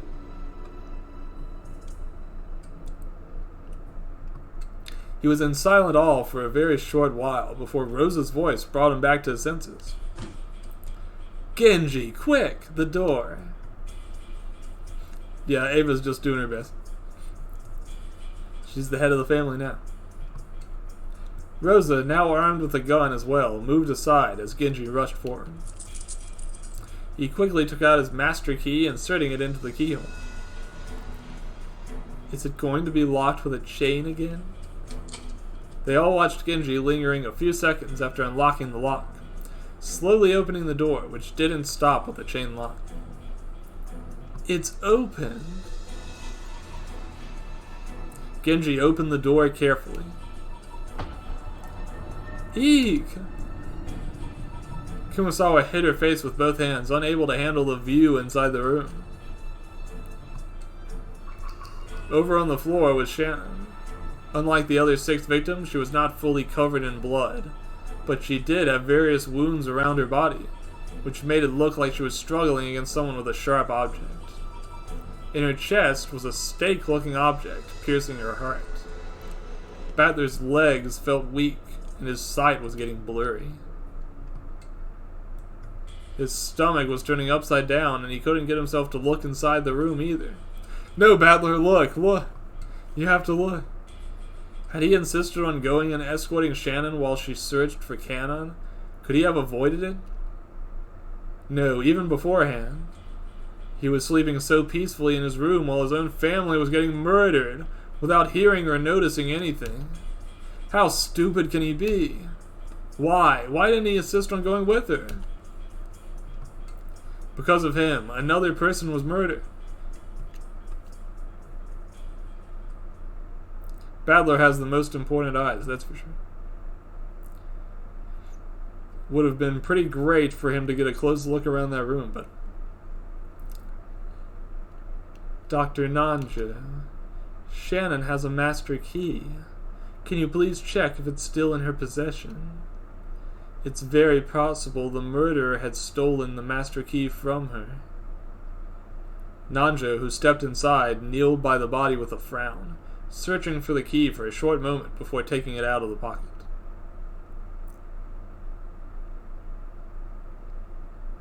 It's right here. This is her master key. Nanjo showed the master key. Nanjo? What? That would be another detonate if I was capable of detonating it. Nanjo showed the master key he had taken out, standing up. Natsui stepped forward in order to take the key before her attention shifted to Virgilius, who had just stepped into the room. Is it also dead? Yeah, the key is completely without pulse, unfortunately. I think it's the 2nd victim. Or the 8th victim, I should say. What are you doing? Exit the room right now. Virgilius ignored her this time, reaching the drawer next to Jessica's bed to pick up something that was resting on it. There's a letter over here again. I think we shouldn't waste any time right now, especially if the murderer wants to use the same patterns. What do you mean, Virgilius-kun? Last time, the murderer put one body in the room and left a letter pointing to another location, using the time we were away to bring over another body. Kenan-san is still missing, right? Didn't Shannon-san go looking for Kenan-san to begin with? Exactly. So it's very possible Kenan-san is either the culprit or the next victim. The people in the hallway all looked at Virgilius, who was waving the sealed letter he had found. They all understood what he meant. After all, if this letter contained a location, it would mean that the culprit was planning to do the same trick as last time. So, are we supposed to follow the culprit's orders just like that? Exactly, and we'll use it to catch them too. To catch him? Explain yourself, Virgilius-kun. Right now, the culprit is most likely watching from a distance, waiting for us to make our way to wherever this letter points to.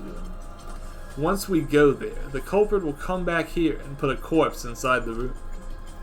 Unless the culprit is a new person we don't know of, it seems like it's either Kanan-san or Ushiramiya Kinzo-san. How dare you! I will not let you slander father's name like this. Call him and make him clear his own name by himself, or be quiet. Ava defended Virgilius' reasoning before he could answer by himself, and both women glared at each other silently for a few tense moments. Then Ava turned to Virgilius again, her expression softening. Please continue explaining your plan, Virgilius-kun. The culprit walks around freely, and it's possible they possess Kenan's master key.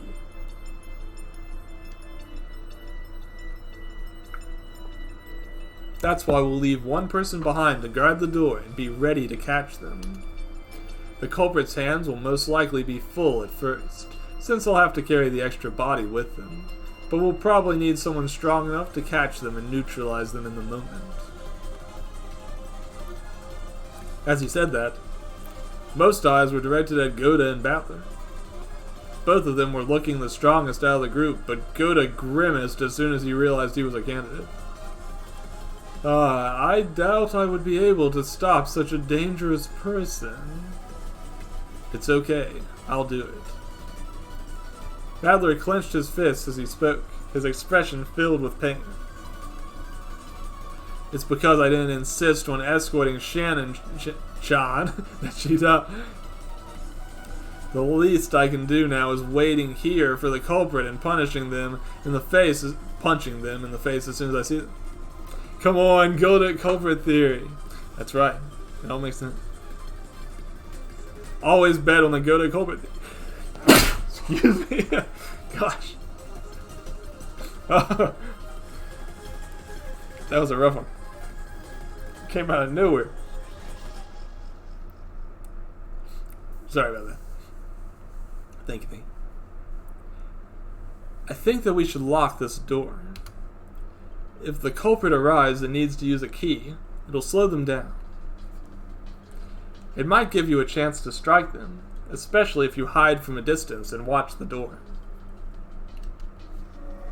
That's a good idea. Natsui-san, give me the key. Ava stretched her hand out to Natsui, who gave her the key unwillingly. The remaining people in the room stepped out before Ava locked the door. Battler-kun, please keep yourself safe. I will. I can't die until I punch the murderer in the face and make him pay for what they did. I'm reading the letter now. Virgilius opened the envelope, unfolding the paper inside, showing it to the rest of the people in the corridor. As they suspected, the letter only contained a location. The shed. There's a shed outside in the garden. Do we need to go there then? Most likely. This is what the culprit wants in order to buy themselves time to bring over the corpse like last time. They don't know we're setting a trap then. Hee hee hee hee hee. That's pointless. A simple trick like this is useless against Beatrice. Despite the confident feeling in the air over Virgilius' plan, Maria was laughing again, making Battler and the rest feel a grain of discouragement. What do you mean by that, occult girl? This pentacle over here is the fourth pentacle of Venus. It is specifically meant to help you bring back and unite dear ones who are far away. Hee hee hee hee.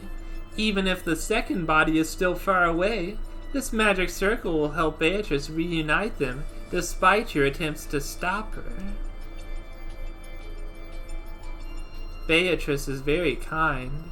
Even though the two who are close are meant to be torn apart, she placed another magic that will still allow them to reunite after death. Really? Even through a guarded locked door? Locked doors mean nothing to a witch like Beatrice. We should follow the letter now. It'll help you see how great Beatrice's magic is. Hee hee hee hee. Stop encouraging these things. Battler-kun, we'll be back soon. Virgilia-san, you're coming with us. The group started making their way downstairs as Battler stood with his back to the door, his eyes scanning around.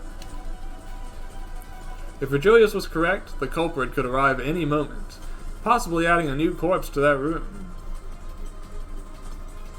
Battler couldn't get himself to hide. He couldn't just stand from afar and wait for the culprit to arrive and ambush them. If the culprit is dragging a corpse, they'll definitely be the slower one to react, which will give him enough time to close the gap in case they try running away, as soon as they notice him by the door. He could feel his heart beating in his ears, and the adrenaline rushing through his veins. It had already been a few long moments since the rest had gone, and there was still no sign of anyone. Did they see him and run away? Maybe it was better for him to hide after all. He didn't hear anything, and if the culprit was approaching, he would have definitely heard something somewhere. But the hallway was completely empty. That's when Battler realized he was the culprit. His heart was still racing. It's not that he was afraid, but he was on the edge. The culprit who will arrive is a person who already killed 7, possibly 8 people. Just thinking about it was sickening. Come to think of it, did they leave Battler a gun? It seems like that would have been a good idea. I'm betting he wishes he had one right now. Once cornered, will they cry and apologize? Or will they just laugh or be sad their plan was sabotaged? Maybe this time the corpse really is in the shed, just like the culprit specified. Maybe it's just the culprit's way to play with them, confuse them, and make them feel frustrated. Get out, you coward! Show yourself! Battler hissed under his breath, stepping a little bit away from the door. He wanted to scream. He wanted to find something or someone to take his anger on. Battler is actually the bait. They're camping out around the corner. It's like a Scooby-Doo thing. All you have to do is give Battler a Battler snack and he'll be the bait. Actually, this time he did it without a Battler snack. Where are you? Come out. That was all Battler could think about. It's not too late for this to be a surprise party for Battler.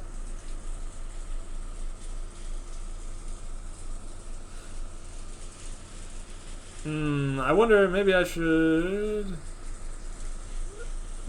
take a break here, because we're at almost 3.5 hours. It is a work night, so I probably shouldn't go any later than this, and I don't know when the next break will be, so why don't we go ahead and save it up for now, and we will find someone to raid. It's pretty rare for me to read aloud for over 3 hours.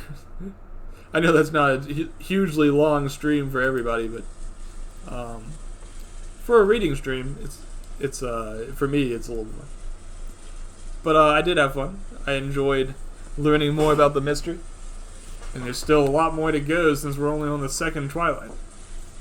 Hey, thanks, Kay, and sorry for all the scuff this stream. Hopefully that was okay. Thanks for sticking around. We're going to find somebody to raid, and thank you for the 1-year anniversary wishes as well. Here's to another great year, and hopefully, eventually, I'll have a little bit more in the model to show you. We'll see. Who would be good to raid? Let's find somebody.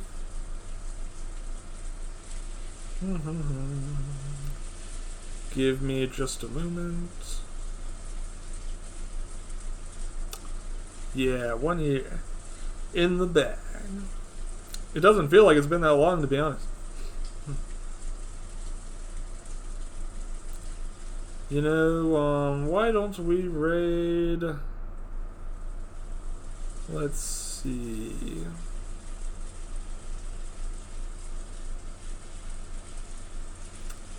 I think I'm just gonna raid, well, first of all, I gotta make sure they're still on, because this is later than I usually raid, too.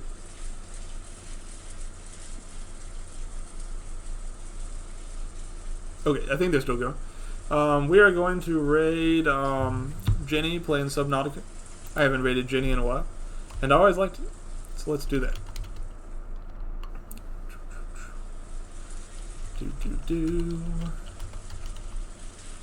That's Jenny VTuber. Alright, say hi to Jenny for me, and if you're interested, I will be back on Wednesday to play some more Dread Templar. And I don't think I've mentioned it, but this weekend I'm also playing some Yu-Gi-Oh! And Caleb Horace's Yu-Gi-Oh! Tournament with some very unique rules. I'll be teaming up with Rada for a tag duel. It's going to be a tough competition, though, so cheer me on if you so desire. Thank you. Let's get that raid going. Alrighty, I'll see you folks next time. Thanks for hanging out with me on my anniversary. It was quite nice. Have a great night.